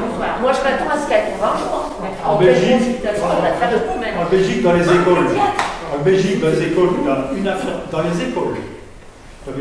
ils ont une infirmière, voire deux, ça dépend de la grosseur de l'établissement. Ils ont des orthophonistes, ils ont tout ce truc-là. Ils ont eu un gros problème il y a une vingtaine d'années, ce qui les concerne. Moi, je connais très bien parce que je suis originaire de la frontière. Tu sais, la fameuse vache folle. Attention à ce que tu vas dire. La fameuse vache folle qu'on parlait chez nous, eux, ils l'ont vécu de plein fouet parce que c'était piqué, leur viande. C'était même interdit de la passer à la frontière. J'en parlais. Et ils ont eu beaucoup de cas. Mais ils ont mis les moyens. Les écoles royales, là-bas, entre guillemets, avec tout le système de soins et de suivi. C'est quand même pas normal, en tant que, enfin je suis désolée, je dis pas je parle, mais c'est quand même pas normal que Sandra et nous, on en soit au point où on se demande si on va pas quitter notre pays pour faire soigner nos gamins quand même. Il faut virer l'ARS. À un moment donné, parce que, je suis désolé, c'est intéressant tout ce que j'entends, mais moi je suis pas venu pour entendre des constats. Moi je suis venu, l'idée de la réunion, c'est comme c'est relancer le collectif, c'est on a ciblé un petit peu les objectifs qu'on s'est fixés, qu'on veut atteindre. Maintenant, effectivement, ce que vous parlez, c'est une problématique qui se rajoute. Alors la question, c'est est-ce que nous, on peut faire un pseudo-recensement au niveau du collectif Est-ce que tu as quelque chose Madame Audouy? Oui, la psychomotricienne, elle a proposé, elle voulait même faire venir. Est-ce qu'on peut parler un quelque chose quand même? Ouais, vas-y, je t'en prie. La mairie refuse. Le problème, c'est que la mairie refuse, puisque Madame Audouy, elle en a fait la. Oui, elle en a fait la non. La mairie refuse. Il lui faut juste les locaux. Vas-y, parle. Voilà ce qu'il faut. Moi, je voudrais te demander, est-ce que toi, puisque ceux qui sont concernés par l'organisation, vous avez quelque chose à nous proposer? Justement, l'idée de se réunir aujourd'hui, c'était de voir un petit peu la base militante qu'on a potentiellement pour relancer l'activité du collectif. On voit que là, s'il y a eu un gros travail de fait lors de la première vie du collectif, il y a eu énormément de boitage, de choses comme ça. Il faudrait peut-être un peu plus de militants. La pétition, on avait quand même réuni près de 4200 signatures, voire un peu plus. Ouais. On avait fait toutes les écoles de la communauté de communes. Maintenant, c'est plus la communauté de communes, c'est la communauté d'Aglo, avec la Comcom de Valmont en plus.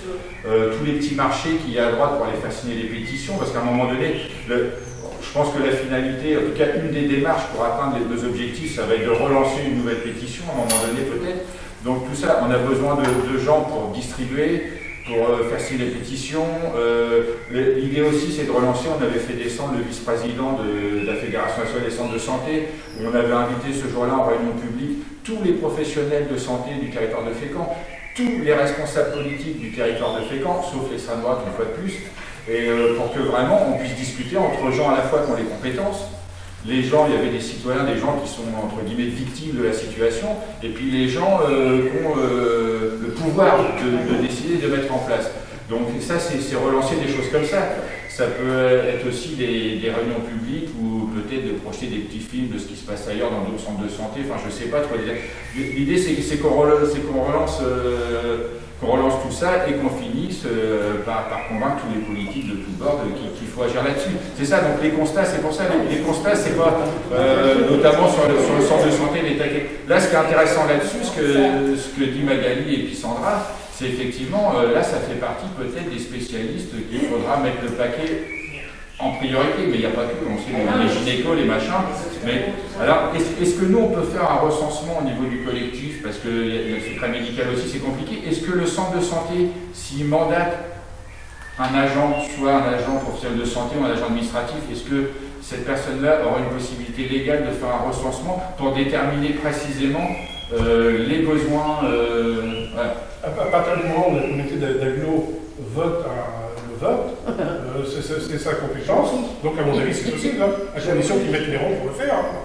Après, il y a peut-être. Alors, je ne sais pas comment ça se passe, mais pour connaître le nombre d'enfants, alors je ne sais pas si c'est possible, mais il y a peut-être moyen d'avoir les chiffres de la MDPH, parce que la MDPH, ça doit être. C'est pas médical. C'est pas médical, donc la MDPH pourrait donner ces chiffres. Combien il y a de notifications MDPH sur Fécamp? Ça serait peut-être plus simple en fait. C'est un travail qui peut être fait, effectivement. Je rappelle qu'au niveau des propositions, la proposition qui avait été faite de 70 médecins par la Seine-Maritime, qui correspond un peu à ce qu'on voit au niveau qui, à mon avis, était supérieur à ce qui est proposé au niveau de la région, nous permettait de, je pense que ça peut être un peu cette idée-là, de repartir sur un certain nombre de médecins. Nous, c'était des généralistes, mais en ajoutant des spécialistes, peut-être autant de spécialistes, j'en sais rien au niveau. Là, le gros problème, c'est qu'au départ de Florence, quand Florence va s'en aller, c'est 400 personnes qui vont se retrouver sans... C'est 400 divisé par mon cabinet. Divisé par 4. Donc il y a 100 patients qui vont se retrouver et puis ceux que je vais leur donner à mes collègues. Et puis ceux que je vais leur donner à mes collègues. Je pars. On avait poussé une enquête jusqu'au moment où on nous a peu répondu. Hein. C'est-à-dire on a fait la Sarthe, la Saône-et-Loire, l'Orne, plusieurs départements.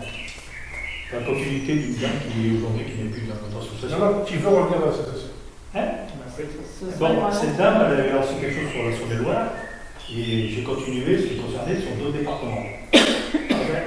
Pour t'expliquer un petit peu, pour avoir un peu le schéma, salariés libéraux, pour voir un petit peu comment ça marche, comment ça s'organise. La Sarthe, c'est le pays qui était à la pointe. Il y a 10 ou 12 ans qui sont là-dessus. 10 ou 12 ans. Qui sont aujourd'hui, malgré leur système qu'ils ont mis en place, bourse pour les étudiants, logement gratuit, enfin tout un système, ils sont un petit peu, malgré tout, ricarat, d'accord? On avait fait toute cette étude pour voir un petit peu ce qu'il y avait, surtout avec leur plan de fonctionnement. Je l'ai, hein. Je peux te les fournir, Jacques les a, et Ismaël les a aussi. Avec les médecins, il y avait du pluridisciplinaire, il y avait des médecins libéraux, enfin, c'était libéral. Et c'était un chemin très intéressant. Problème, moi je suis d'accord, je souhaite qu'il y ait 4000 médecins, moi ça fait enfin dans le coin. 200, on sait pertinemment que c'est bien, c'est très bien. eux n'arrivent même pas, alors que ça fait 12 ou 13 ans qu'ils sont déjà dans le système. Ouais, mais ça ne résout pas notre problème. Philippe, ça ne résout pas notre problème. Voilà, et Philippe pourra en parler mieux que nous. En 2012, le constat, c'était déjà la politique, c'était de filer des ronds aux médecins pour qu'ils s'installent, leur filer des cabinets. C'est un système qui ne fonctionnait pas. C'est pour ça que rapidement, on a été vers l'idée d'un centre de santé. Et pour revenir quand même, parce que moi ça me chagrine quand j'entends des histoires comme ça sur la question des 35 heures, 40 heures et machin. Le docteur Van der Merch, pourquoi il est venu, le premier médecin qui est venu au centre de santé, pourquoi il est venu à Fécamp dans un centre de santé? Si je ne me trompe pas, j'ai pas envie de dire des conneries, mais c'est parce que ses deux collègues dans son cabinet étaient décédés d'un infarctus à 50 balais, parce qu'à bosser 70 ou 80 heures par semaine, etc., tu ne tiens pas. Donc non, la vraie question, c'est pas d'augmenter le temps des médecins, c'est que un médecin, moi, qui bosse 35 heures, qui au lieu de se taper, je ne sais pas les vrais chiffres, hein, tu me contredis ici, mais au lieu d'avoir 80 patients dans la journée, si tu n'en as que 30, je pense que les soins ils sont bien meilleurs. Parce qu'après, c'est de l'abattage. Donc, je suis d'accord avec toi, mais la nuit, moi j'ai posé la question à des dames, j'ai posé la question des personnes qui étaient des dames, au niveau du département, au niveau de la sécurité sociale. J'aurais posé la question parce que ça a été vécu dans mon village. T'as une dame, elle a 3 gosses. Seule. 3 gosses. Un gosse malade. Non. La nuit. Non, c'est pas un gosse malade dans l'eau. La nuit. Ça y est arrivé, il était 2 h du matin. Elle fait quoi? Les pompiers sont venus. Elle a appelé, les pompiers sont venus. Il n'y avait pas eu de problème comme aujourd'hui. Les pompiers sont venus, elle fait quoi? Elle accompagne le gamin malade à l'hôpital et elle laisse ses gosses tout seul. Pourquoi? Ou alors, c'est quoi? C'est qu'elle ne sait pas ce qui se passe avec ses gosses, avec l'autre qui est à l'hôpital. Est-ce que si on avait eu un médecin qui venait faire les visites médicales le soir, la nuit et tout, c'était réglé? C'était réglé? Le problème, vous focalisez sur Fécamp, mais nous on ne focalise pas sur Fécamp, c'est les villages. Mais non, quand on habite Fécamp, le problème est le même. Moi je suis toute seule. Il n'y a pas besoin d'habiter dans un village pour avoir le même problème. Moi bien sûr, je suis toute seule avec mes 2 gamins. Si j'en ai un qui a un problème, il y en a un que je suis seule. C'est un constat. Non, par contre, effectivement, je sais pas, j'espère que tu as plus 50 exemples comme ça à nous donner, parce que comme je dis, Lily, c'est que des constats, mais les constats, on est tous d'accord. À un moment donné, là, la question, c'est qu'est-ce qu'on fait? Alors, on l'a un petit peu détaillé, et qui est prêt à vraiment se mobiliser pour remobiliser le collectif, mais ça va être intense, hein, il y a besoin d'être sur le terrain en permanence, donc il y aura des réunions. L'idée, c'est effectivement sur le type de pathologie que vous disiez, là, il faut mettre le paquet là-dessus. Au-delà du constat que tu as fait, peut-être c'est possible, je ne sais pas. Est-ce que c'est possible d'avoir aussi, au niveau du centre de santé, sur le territoire, 2-3 médecins de garde la nuit, etc. Est-ce que ça, c'est des choses qui sont possibles de réaliser dans le centre de santé? Pourquoi pas? Mais voilà, donc il faut qu'on se réunisse. Que là, la priorité, c'est lundi, conférence de presse. Tu veux lire la découverte peut-être que Philippe a réalisé, et puis derrière, une fois que ça s'est balancé, il faut qu'on se réunisse rapidement, qu'on rédige un tract et que le tract on le diffuse sur toute l'agglo. Et qu'on n'oublie pas de prévenir quand même ceux qui sont en liste pour les élections là. C'est eux qu'il faut taper. C'est là pour les prévenir, il faut les interpeller là-dessus. Et relancer les réunions publiques dans les territoires, etc. Oui, la lettre qui a été rédigée. Les élections arrivent et nous sommes très inquiets du peu de propositions en matière de santé faites tant par les élus actuels que celles de ceux qui aspirent à les remplacer. Après l'hémorragie de médecins généralistes qui a connu Fécamp dans la décennie 2010-2020, ce sont de spécialistes qui ont pris leur retraite. En l'espace de 2 ans, notre ville a perdu son dermatologue, son rhumatologue, ses 2 phlébologues. L'un de ses 2 ORL, la maternité de Fécamp, a perdu son chef de service. La situation a été partiellement amortie par l'installation en 2019 d'un nouveau médecin généraliste libéral à Fécamp, ainsi que par la création du centre de santé intercommunal, dont l'idée avait été émise par le collectif Un médecin pour chacun, puis reprise par les municipalités de M. Jeanne et Mme Grelier. L'équipe de Mme Poussier-Vinsberg porte en effectif des médecins salariés de ce centre de 2 à 5 équivalents temps plein. Mais depuis, plus rien. L'avenir est très inquiétant. 3 de médecins généralistes libéraux continuent encore à travailler, bien qu'ayant déjà atteint l'âge de la retraite. à ces 3 médecins qui arrivent à l'âge de la retraite à partir de 2022. Et aucun médecin spécialiste libéral n'est venu sur salaire fréquent récemment. Nous lançons donc un appel à tous les candidats et candidates aux élections. On ne peut pas prétendre représenter les citoyens de notre ville et ne pas présenter un véritable plan pour l'accès aux soins.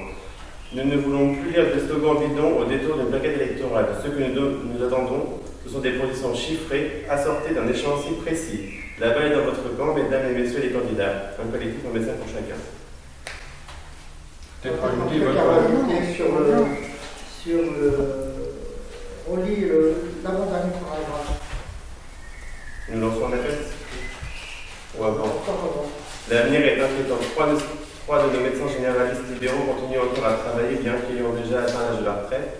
À ces 3 quand tu parles de l'accès aux soins, ce serait intéressant, pour rebondir sur ce que disait Christian, de préciser pour l'accès aux soins pour les habitants de Fécamp et des environs.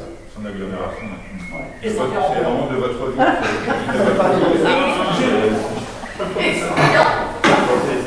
votre ville, de notre agglomération. De notre ville et son agglomération ou l'agglomération. Assois-toi. Je parle pour toi, tu dis à toi. J'ai fait une proposition, là, mais malheureusement, toujours ceux qui étaient présents, à Sébastien, c'est tu m'écoutes quand je parle pour le... Non, je t'écoute plus. J'ai fait une proposition à Sébastien quand il est venu. Le problème, c'est que ça va pas se faire sur si ça se faisait. Imaginons que ça se fasse, ça sera que malheureusement dans 5, 6, 7, 8 ans, j'avais mis en évidence il y a quelques années, si tu veux, ma fille elle est prof. Elle était à la faculté d'études à Rouen, et à l'époque, il manquait de profs en Normandie. Normandie, toute la région. C'était clair, ils ont dit, vous, de toute manière, en ce qui concernait les élèves, vous serez nommés en Normandie. Et elle a été nommée en Normandie. Ça y est très bien, mais bon. Pourquoi on ne fait pas pareil avec l'université de Caen, l'université de Rouen, en disant, écoutez, il ne faut pas me dire que non, ils n'accepteront pas. Non, on n'a pas leur demandé leur avis. On leur demande pas leur avis. Il y a plus de candidats qu'il y a d'élus. On leur demande pas leur avis aux jeunes. Vous serez nommé en Normandie pour un contrat de 5 ans. Donc, si tu pour les dentistes, par exemple, il faut aller à Lille ou à Paris. Donc, tu mets comment des dentistes en Normandie? On n'a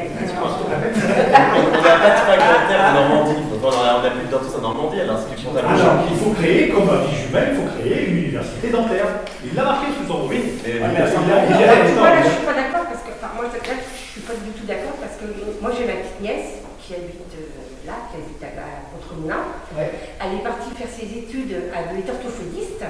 Et elle est partie faire ses études à Nice, parce que c'est la seule école qu'elle a réussi à rentrer. Parce que maintenant, on rentre par dossier, donc ils sont des milliers, et c'est la seule école qui a été elle a été sur liste d'attente, et voilà, elle est rentrée à l'école de Nice. Donc si on fait ça, donc dans ces cas-là, quand elle va avoir fini ses études, on va lui dire, vous ferez vos études à Nice, tandis qu'elle, elle veut pas. Elle ne revient pas, elle est contre nous. Il y a un moment, comme on disait tout à l'heure,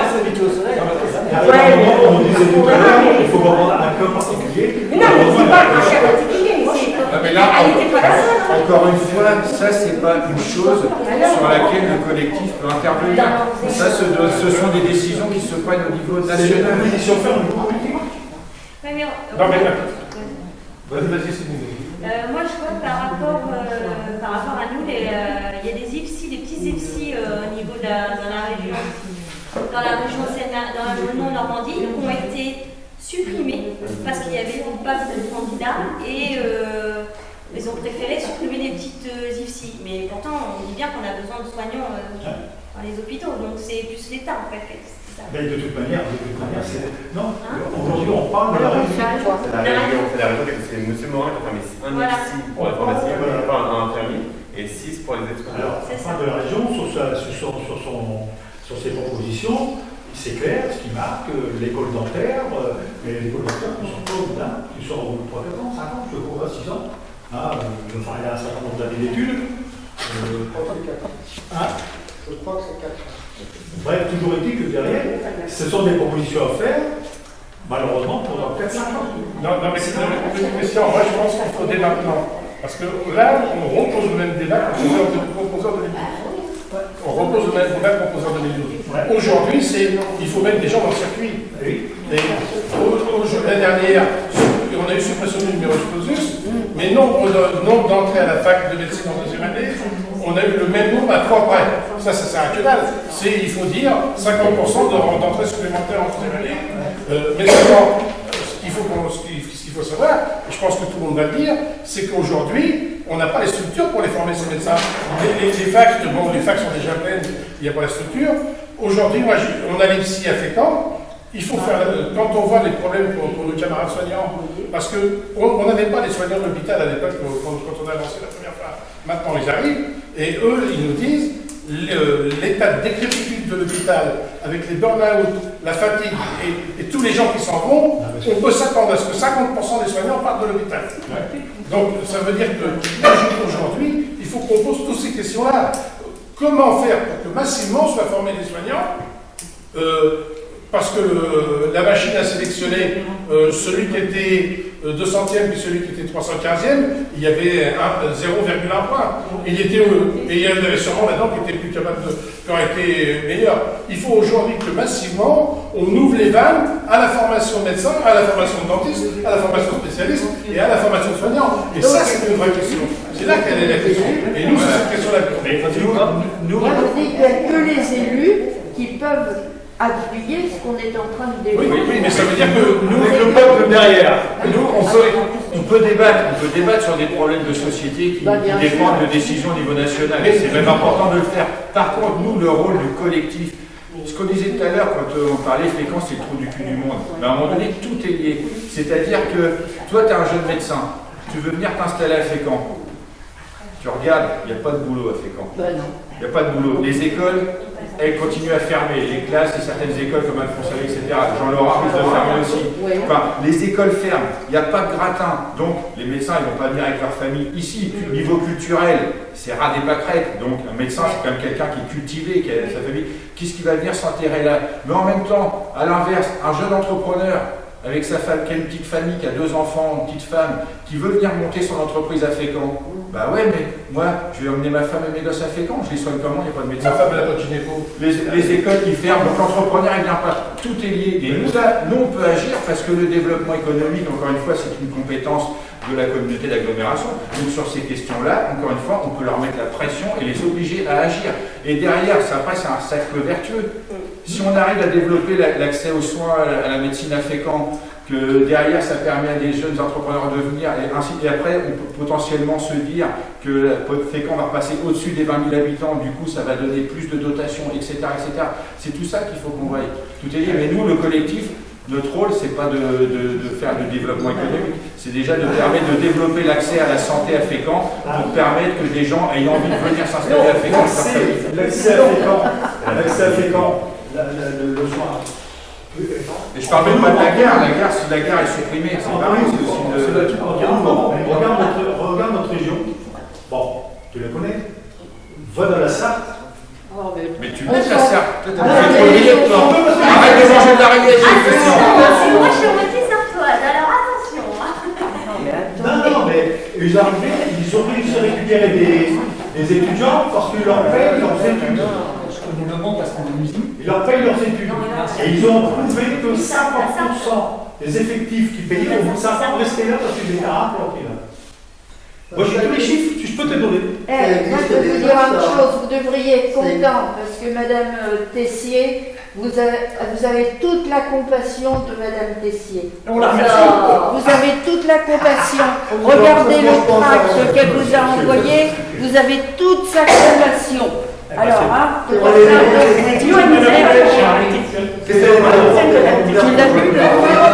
on a sa compassion pour ce qui nous arrive.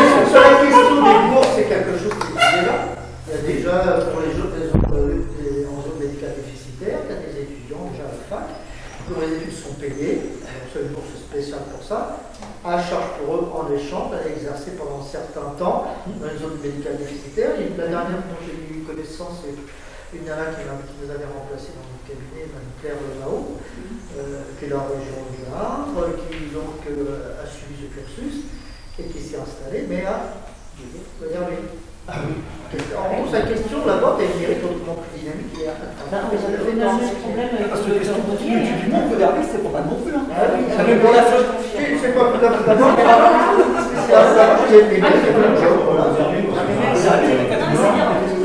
Malheureusement, ici, on n'arrive pas à être problème. Non, mais c'est bien. Entre monsieur le premier qui pense qu'on doit assister, c'est des stylos jeu cœur fréquent, et puis celle actuellement qui nous a posé à ça, on a un vrai problème. Et ça, pour la pratique de la short, c'est un sacré souci. Sandra, c'est ce qu'elle a dit. Oui, même Réauté, ils ont mieux. Et c'est beaucoup plus petit quand même. Monsieur Paul, je vous ai demandé de petits. Oui, non, mais c'est le démerdement, c'est un C'est des salariés à Beauderby? Non, ils sont libéraux. Ils sont libéraux. A racheté le centre médical. Le seul centre salarié, c'est Fécamp. Ah ouais, bah, c'est un éventuel C, hein. C'est le pilote du département de Thomas. C'est pas des salariés. Non, il faut faire un cabinet salarié. Ah, c'est une maison médicale. Non, c'est encore une fois, et ils ont combien de cabinets spéciales? Ils disent des choses qu'ils en font d'autres. D'un point de vue pratique-pratique, maintenant, tous les dispositifs qui existent actuellement pour activer les médecins libéraux, les fameuses maisons médicales pluridisciplinaires, ça marche bon. Et quelques endroits où ça marche, mais c'est un petit peu difficile. Le dernier exemple en date, c'est l'ouverture de notre centre, une structure de ce type à Cali, c'est le web du docteur Dupin James. On comprend bien que la voix de Dr Mardon n'est pas partante, on va faire bosser seul.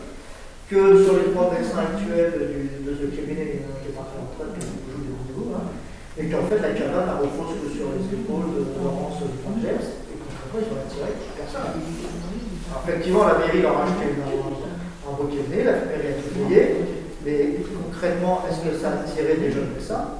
Non. Faut voir. Il y a la seule structure qui marche à peu près actuellement, qui attire un peu des jeunes, c'est les structures salariées. Et on voit bien ce qu'il y a derrière la tête de ces jeunes qui s'installent, c'est des jeunes qui ont une envie réelle d'avoir regardé près de famille, de se 70 heures par semaine comme moi, je peux tout à fait comprendre. Et il y a la volonté aussi de faire de la médecine, que de la médecine, et pas se pourrir la vie avec des conneries administratives. Effectivement, dans le centre de santé, il y a le secrétaire qui est payé pour qu'il fait que c'est quand même. Je crois qu'ils ont même on a 2 équivalents et demi temps plein sur le centre de santé. Il y a aussi l'aspect économique où c'est cher de pouvoir ouvrir son cabinet. Et quand tu es dans un centre de santé, tu es agent public, tu n'as pas d'assurance à payer non plus. Il y a un aspect effectivement de la responsabilité civile et pénale, c'est beaucoup plus confortable. Oui, c'est pour ça que pour un jeune médecin ou une jeune médecin qui démarre, c'est plutôt, même si ça est pendant 5 ans, le temps qu'à mettre le pied à l'étrier puis d'ouvrir son propre cabinet, c'est une bonne manière de démarrer dans Je pense qu'effectivement, dans les deux, quand tu discutes un peu avec des jeunes qui s'installent dans ce type de structure, c'est les 2 trucs qui les font bouger. Il est Mervoyant, ils sont couverts, et c'est la mairie qui va s'occuper des éventuels procédures. Et puis 2, j'ai un travail aménagé, et je vais faire de la médecine que de la médecine de papa. Vous voyez que la secrétaire. Et c'est vrai que je comprends que ça les attire. T'as dit quoi sur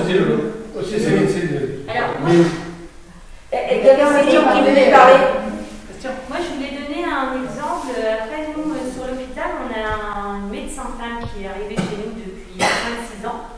Et son mari était pédiatre aussi. Donc, ils se sont installés tous les 2 à l'hôpital. Ils travaillent tous les 2 à l'hôpital. Donc, ça fait venir une famille et 3 enfants. Donc, après, je ne sais pas comment ça se passe, mais moi, pour avoir des études, on a quand même beaucoup de soignants qui se mettent ensemble. Donc, peut-être essayer de voir pour faire amener des médecins couples dans ces structures-là en disant, écoutez, soit vous pouvez faire du libéral, on vous accompagne, soit vous pouvez à l'hôpital, parce qu'à l'hôpital, ils en cherchent. On a un nombre de médecins, on a un rhumato qui est parti, un médecin de médecine qui faisait de la rhumato qui est parti, on n'en a pas retrouvé. Donc il y a aussi un problème de médecins à l'hôpital. On a des gynécos, on a un problème avec les gynécos, un jour ou l'autre, la maternité va fermer, parce qu'on arrive à plus tourner avec 2 gynécos. Donc il y a eu un moment où il n'y en avait plus qu'un, on s'est essayé de se battre pour... donc du coup il y en a un qui vient aussi de mono, mais le problème c'est ça aussi. Et puis après moi, pas ça pour couper ou tu coupes pas, Mais moi, je voudrais aussi revenir. Je comprends qu'un médecin traitant, moi j'avais un ami, mes parents, mes amis étaient médecins traitants. Je l'appelais du jour et demi, il venait. Je comprends que maintenant, avec la vie qu'on a aussi une vie de famille. Mais j'estime qu'un médecin, pour moi, il doit faire quand même tant d'heures. Nous, on est soignants avec Aurélien. On sait qu'on a nos cas, on sait qu'on peut faire des nuits, on sait qu'on peut faire des week-ends, on sait qu'on fait des jours fériés. J'ai envie de dire, après, je sais qu'il y a des soignants qui ne veulent plus faire ça. Mais on le sait déjà d'avance. Donc, dans ce cas-là, mais essayer de voir peut-être être à plusieurs médecins et faire des gardes, en fait. Vous êtes jeune, Aurélien et toi, et vous arrivez aussi, vous êtes rentré dans un hôpital qui était déjà malade. Enfin, l'hôpital, je ne parle pas de Fécamp, je parle de l'hôpital en général en France. Mais vous arrivez dans une structure qui était déjà malade. Puis quand on a commencé nos études, on nous a dit, c'est vrai que pendant les études, on ne voit pas parce qu'on ne fait pas les week-ends, on a des vacances scolaires. Mais moi, j'ai toujours entendu dire, de toute façon, soignant, c'est ça. Tu travailles les week-ends, les jours fériés. Tu fais les cas. Si un jour on te demande de revenir, tu reviens sur tes jours de repos. On le sait d'avance. C'est pas pour être méchant, mais je considère qu'un médecin qui fait ses études, certes, il ne doit pas être là 50 heures par semaine. Mais j'estime que si on commence à leur donner, je suis méchante, on commence à donner leurs vacances scolaires, leur mercredi, parce que moi c'est ça, j'avais un jeune médecin sur le Havre qui s'est installé, elle ne voulait pas travailler le vendredi après-midi, pas le mercredi dans la journée, pas les vacances scolaires. Donc en fait, les anciens médecins, ils prenaient tout ça en charge. Ils sont en position de force parce que comme il n'y a pas de médecins, ils peuvent négocier les aménagements qu'ils veulent. Donc la question c'est bien former des médecins. Une fois qu'il y aura plus de demandes que d'offres, le problème c'est pas de... Et par contre, le fait que la secrétaire qui aussi aide au niveau administratif, c'est une bonne chose. Et même, je pense même pour nous, les soignants, avec c'est de plus en plus lourd, on a des problèmes de dos, tout ça, ça peut être aussi, on peut aller dans certains endroits, pas en France, mais dans certains pays, il y a des aides médicales qui sont là aussi pour aider l'infirmière, parce que nous aussi, il y a un problème aussi au niveau de l'infirmière qui a beaucoup de paperasse et tout ça, donc les aider, et par-dessus, trouver peut-être aussi du monde pour aider les médecins, donc je pense qu'il y a un travail à faire là-dessus.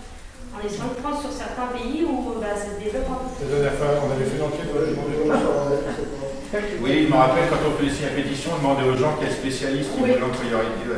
Tu peux en mettre Déjà, la constat, c'est facile, t'as qu'à déjà mettre tous ceux qui sont partis. Non, mais voilà. De toute façon, tu les as fait. C'est ton approche. Il y a un problème. Demande à Madame Tessier-Winsbach qu'elle nous fasse une réponse par visioconférence. Là, vous allez vous régaler, là. Vous n'avez pas vu la dernière vidéoconférence? Eh bien, demandez-lui qu'elle vous fasse ça. De toute façon, la lettre ouverte, l'idée, c'est qu'on va l'envoyer à la presse aussi. Il faut qu'elle soit publiée dans la presse pour obliger les candidats à répondre. Et derrière, on publiera leurs réponses. Donc, ça, c'est... Je pense que le but, c'est que la publication soit mise en ligne sur le site internet. Oui, internet, et puis, tous les électeurs pourront aller regarder un petit peu la réponse des électeurs. Il relève la main. L'idée, c'est déjà, est-ce que tous ceux qui sont là aujourd'hui peuvent être à la conférence de presse? À quelle heure? 17h. À 17h, alors original. 18h,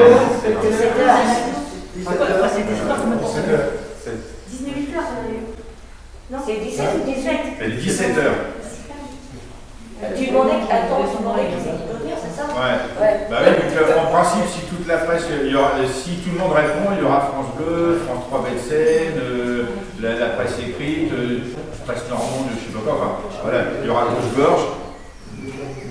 Mais voilà, ce qu'il faut, c'est qu'il y ait du monde. Si la presse a tout le jeu et qu'elle vient, c'est qu'on ne souhaite pas que 3 ou 4. Derrière, dans la foulée, on envoie la lettre ouverte aux candidats. Et puis derrière, le plus rapidement possible, il faut qu'on se réunisse pour valider un tract et puis qu'on le diffuse sur l'ensemble de l'agglo. Alors l'idée, ça serait un tract d'information, le constat, les constats qu'on a fait, mais là Philippe l'a fait, quelques propositions, un petit coup, rappeler quand même dans le tract les effets positifs de la bagarre camionnette collective qui a permis de... Il faut rappeler, faire un peu d'histoire et rappeler les choses. Et puis et derrière, ça serait bien qu'effectivement qu'on mette en place le plus rapidement possible. Alors, on peut le mettre dans le track si on a réussi à déterminer, mais faire une action, une réunion publique, mais là qu'on prenne plus le temps de communiquer que pour aujourd'hui. C'est normal. Il fallait que chacun donne son avis. Moi, je voulais ça. Je voulais que tout le monde donne son avis pour reconstruire à partir de ça et qu'on y aille en disant aux gens, de toute façon, rien ne sera sans vous. C'est clair que rien ne se passe à l'intervention des gens, y compris là. Alors, en fait, la première action, je comprends ce que Christian dit, la première action, on l'avait faite sur Fécamp. Par contre, on a l'expérience de ce qu'on a vécu à Saint-Pierre-en-Port, de ce qu'on a vécu à Port, de ce qu'on a vécu au Loge. On a compris que les gens de Saint-Pierre-en-Port, les gens des Loges ou les gens du Port, ben, ils vivaient la même chose, il leur manquait tout ça. Et de dire, c'est pas le régler au niveau de Fécamp, pour qu'une personne dise après, moi à Fécamp je m'en fous, j'ai assez de médecins, parce que tout ce qui va me faire, c'est permis quand même de me dire en conseil municipal, moi à Fécamp je m'en fous, j'ai mes médecins.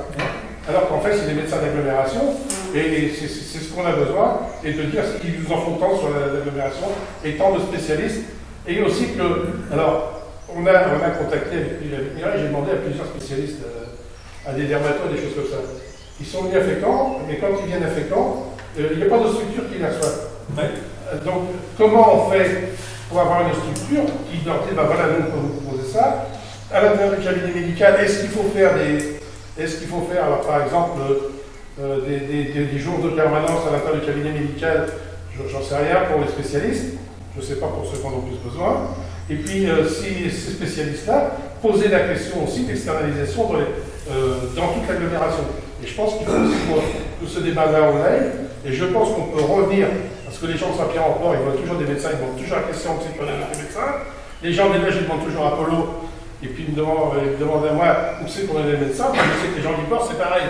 Et il faut à tout prix qu'on arrive à ça, parce qu'on a besoin d'avoir des médecins de proximité. On aura besoin d'être soignés, et la question est toujours là. Les médecins qu'on va faire aujourd'hui, c'est des médecins que nous soignons demain. C'est pas comme disait un ministre socialiste, les médecins qu'on fait aujourd'hui, c'est le déficit de sécurité sociale demain. Nous, on dit que les médecins qu'on fait aujourd'hui, c'est les gens qu'on va soigner demain. Après, il y a autre chose.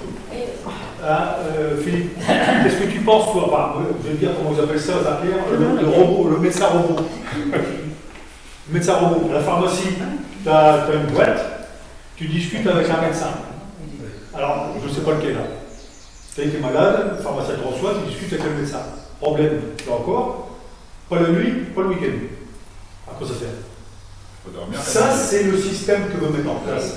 Lorsqu'on est allé au département, vous voyez, voilà, avec, vous aurez la fibre, vous discuterez avec une infirmière, parce que la pharmacienne entre autres, qui est, je crois que c'est peut-être avec une infirmière, qui va revoir l'infirmière à besoin de sa santé. Voilà. Voilà un truc. Est-ce que ça remplace un médecin? Pour moi, non. Le temps de consultation médicale, il y a plusieurs temps. D'abord, il y a l'accueil.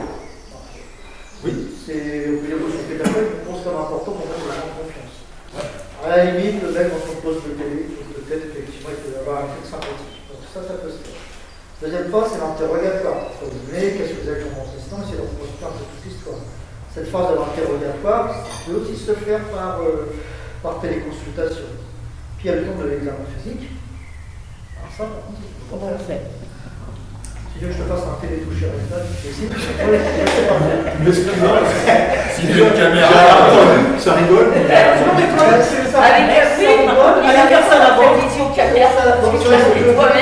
Je vais de manière un petit peu provocatrice et rigolote, mais c'est la clé d'un diagnostic. Parce que quand tu recueilles les informations en discutant avec la personne, on a plusieurs hypothèses, et ce qui va faire la différence, c'est l'examen physique. Quand tu ne fais pas cet examen, et ben, tu ne sais pas très bien entre quelle hypothèse trancher. Alors la seule solution, maintenant ça coûte une blinde, c'est d'utiliser des examens complémentaires. On joue à l'urgence, les chimiolos, systématiquement, scanner pour tout le monde, t'as mal à l'oreille, scanner de l'oreille, t'as peut-être un point de prostate, on n'est pas sûr, on fait un scanner des intestins, parce que l'intestin de la prostate, puis à l'arrivée, on se retrouve dans une médecine. Je ne dis pas que ça ne peut pas se faire, c'est une médecine qui est moins fiable, qui va déboucher sur une inflation d'examens complémentaires, et je ne suis pas certain que ça soit tout à fait rationnel et efficace. Et t'as beaucoup de vieux, d'anciens, qui n'oseront pas parler au prochain. Tu sais, j'ai toujours pris le. Il faut pas d'avoir s'en servir. T'as des endroits. T'as quelqu'un qui est là pour. Il y a des endroits qui sont vraiment des maisons de retraite, qui ont un système un peu analogue du pharmacien, où il y a un chariot avec la caméra, et puis c'est l'infirmière qui est à côté, qui a la caméra qui l'explique, qui l'accompagne. De la même manière que là, à Saint-Pierre-en-Port, le pharmacien accompagne la personne, il ne laisse pas les gens, là, l'écran, le clavier, des merveilleux, j'en passe un quart d'heure, ils sont à côté de lui.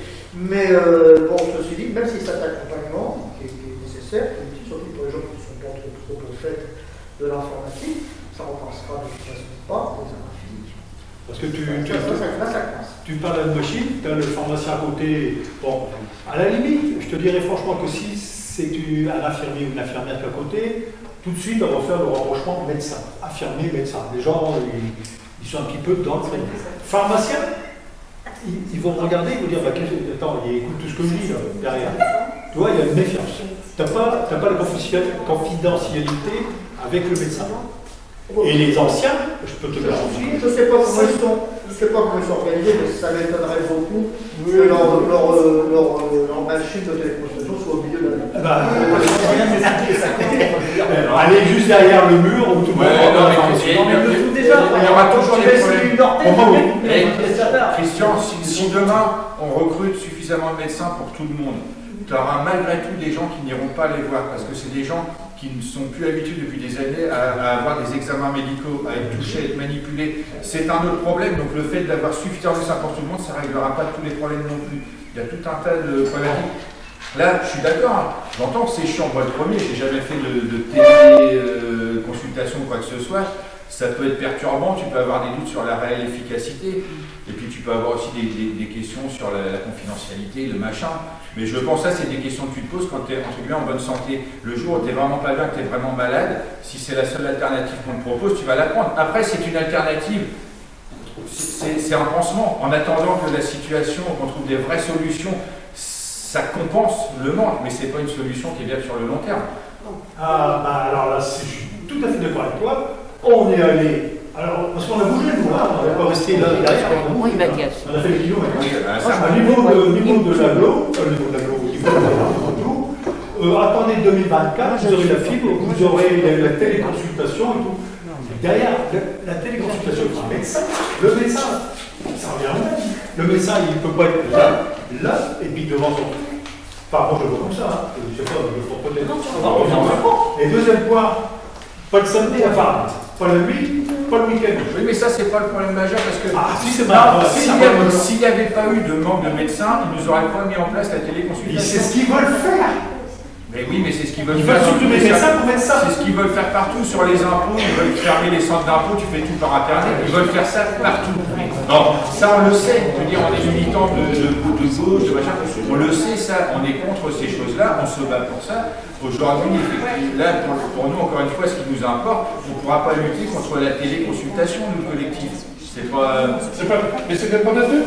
Bah non, c'est pas notre but. Nous, notre but, c'est qu'on recrute des médecins du progrès. On peut qu'être pour l'évolution du progrès. Moi, je suis pour l'évolution du progrès. Le problème, c'est qu'aujourd'hui, on ne forme pas assez. La question qu'il faut qu'on pose aujourd'hui, la première fois, c'est battu contre le numerus clausus. Mais bon, maintenant, il n'y a plus de numerus clausus, mais la situation n'a pas évolué. Donc la question, c'est bien la formation des médecins, il faut qu'il y ait beaucoup plus de monde formé. Encore que Philippe me disait qu'il y a beaucoup de pertes, il y a des pertes de plus en plus d'étudiants qui abandonnent, ce qui est beaucoup plus loin. Il y en a qui vont jusqu'à avoir leur doctorat. Au compte que dans les années qui suivent, ils ne se sont jamais inscrits pour cela, ils se sont recyclés. Alors, certains sont recyclés dans des laboratoires pharmaceutiques, à chercher des médecins pour faire des études notamment. D'autres sont recyclés dans des instituts, des machins d'économie, où il n'y a pas besoin de médecins pour faire des études en termes de la santé. C'est des gens qu'on a formés pour soigner les gens, c'est une perte sèche. Et ça, ce phénomène-là, c'est de moins en moins marginal. Bon, avant, dans chaque promotion, il y avait un autre type, pour les raisons X, Y ou Z, faisait comme ça l'école buissonnière ou la médecine buissonnière. Là, ça devient 10 à 15% du niveau diplômé qui s'évapore. Et c'est quoi là? On va faire ici. Oui, ça veut dire qu'il faut faire des choses. Je ne pense pas comme ça. C'est non. C'est non. Et c'est un un souci qui est récent, ça fait 2-3 ans. Est-ce que le constat qu'on avait fait qu'en 2012, en fait, le constat c'est qu'on n'avait jamais eu autant de médecins généralistes en exercice en France. Par contre, ils étaient très mal répartis. C'est un peu comme la richesse en fait. Et qu'on se rendait compte notamment de la banlieue riche, la banlieue parisienne, Neuilly, etc. Eux, ils avaient bien plus de médecins que la moyenne, la Côte d'Azur, puis d'autres secteurs comme ça que j'ai oubliés. Et on se rendait compte aussi que c'était dans ces secteurs-là où donc, il y avait bien plus de médecins que la moyenne nationale. Et c'est là aussi où on se rendait compte qu'il y avait le plus de dépassement d'honoraires aussi. Donc, qu'est-ce qu'il en est aujourd'hui de l'État? Est-ce qu'on a toujours autant de médecins qu'avant? Ça s'estompe. On a maintenant des quartiers qui étaient classés comme étant des quartiers UP qui commencent aussi à connaître la pénurie de médecins. Parce que tous les types qui s'étaient installés là-bas parce qu'il y avait une clientèle solvable, donc du VFR, ces médecins-là sont en train de partir à la retraite les uns après les autres. Il n'y a pas plus de jeunes qui appliquent. Donc, c'est une réalité moins qu'avant. Il en reste pour moi que ça reste quand même une réalité. Hein. Tu vas dans la région d'Arc à Paris, pour sur eux, ça. Jeanne d'Arc à Rouen, pour sur eux, c'est un médecin, le temps d'après, c'est un avocat. Et puis la troisième fois, ça va sur c'est assez monochrome. Mais oui, à Rouen même aussi, dans le centre-ville là, ou même dans les beaux quartiers de Paris, on commence à avoir des médecins généralistes. On se heurte toujours à des familles. Là aussi, il y a des affections pour le métier des médecins généralistes. Il y a eu des désaffections qui étaient essentiellement liées aux conditions de travail qui sont jugées trop dures et pour la rémunération qui évolue plus bien que ça. C'est le mec qui voit qu'un électricien gagne autant que moi c'est revenu. Un surveillant qui fait de l'urgence, ça paye. Ah ouais, non, parce que moi des mecs qui se passent en balle de l'heure, je ne connais pas beaucoup. T'as laissé envoyer, ça va. Et encore ceux qui font un quart d'heure, je connais pour 10 minutes, ils doivent expédier le médecin. Mais je dis ça, je dis rien. François, il veut changer sa paix avec la vie, il dit oui. Après, j'ai pas les mêmes compétences. Pas tous. Non, on a un vrai problème. C'est un vrai souci. Et là aussi, c'est pas un problème que le collectif peut résoudre. Cette question qui relève de ce qui est fait plus fort pour valoriser la fonction des généralistes. Y compris d'ailleurs en libéral, que ça, on le règle. En fait, c'est un problème sur les professions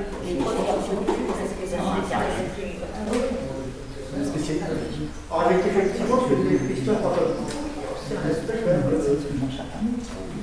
Oui, il y a un peu fini aussi des types qui veulent le beurre, l'argent du beurre, puis le sueur de la crème en plus, dans mieux. C'est pas possible, quoi. Mais effectivement, ça se nourrit largement du fait qu'il y a un déficit. Quand il y a un peu de médecins, on paye moins cher. Inversement, comme disait Jacques, s'il y a plus de médecins qui sont formés, là, ça va être une chanson, parce que là, il va commencer qu'ils commencent à aller en rabattre un petit peu sur leur prétention, s'ils veulent leur couche, et ce serait pas. Moi, honnêtement, j'ai rien contre. J'ai connu, moi, je me suis installé chez Caen, où il y avait 21 médecins généralistes. C'était des cracks. Les mecs, ils se rentrent. Et là, pour porter un client, c'était sur les murs, on y allait, pas de problème. On dirait effectivement des choses qu'on a un peu changé aussi. Je pense qu'effectivement, le fait qu'il y ait plus de médecins formés, je pense que oui, c'est une des choses. Plus de médecins formés, ça veut dire qu'ils sont en concurrence et qu'ils s'appellent sans commun. Ils s'appellent. Ils s'appellent. Donc Manu, tu tombes bien, puisque bon, pour la forme, bon, je vais faire pas bien, si je passe quand même, comme tu l'avais dit. Eh bien Manu, donc j'ai vu que tu faisais fuir les gens.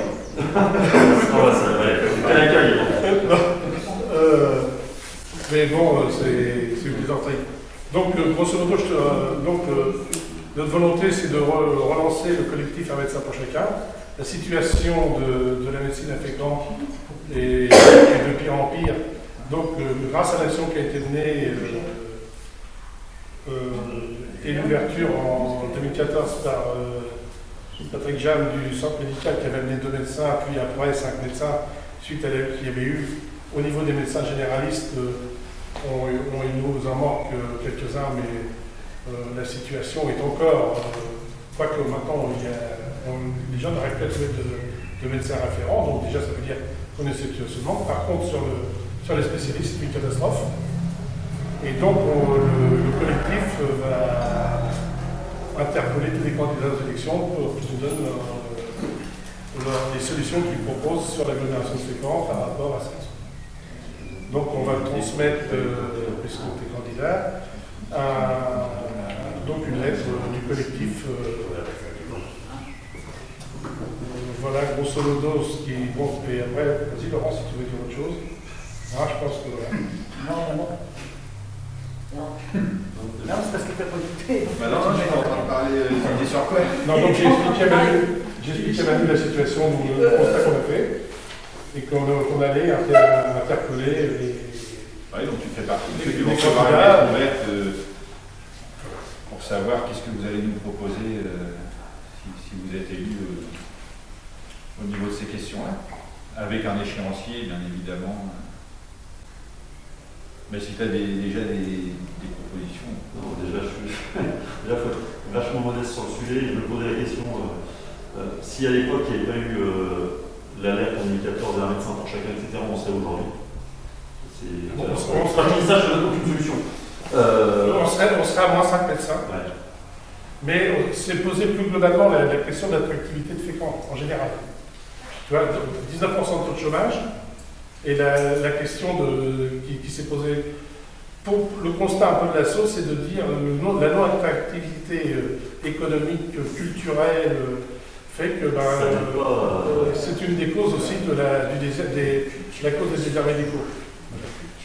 Et voilà.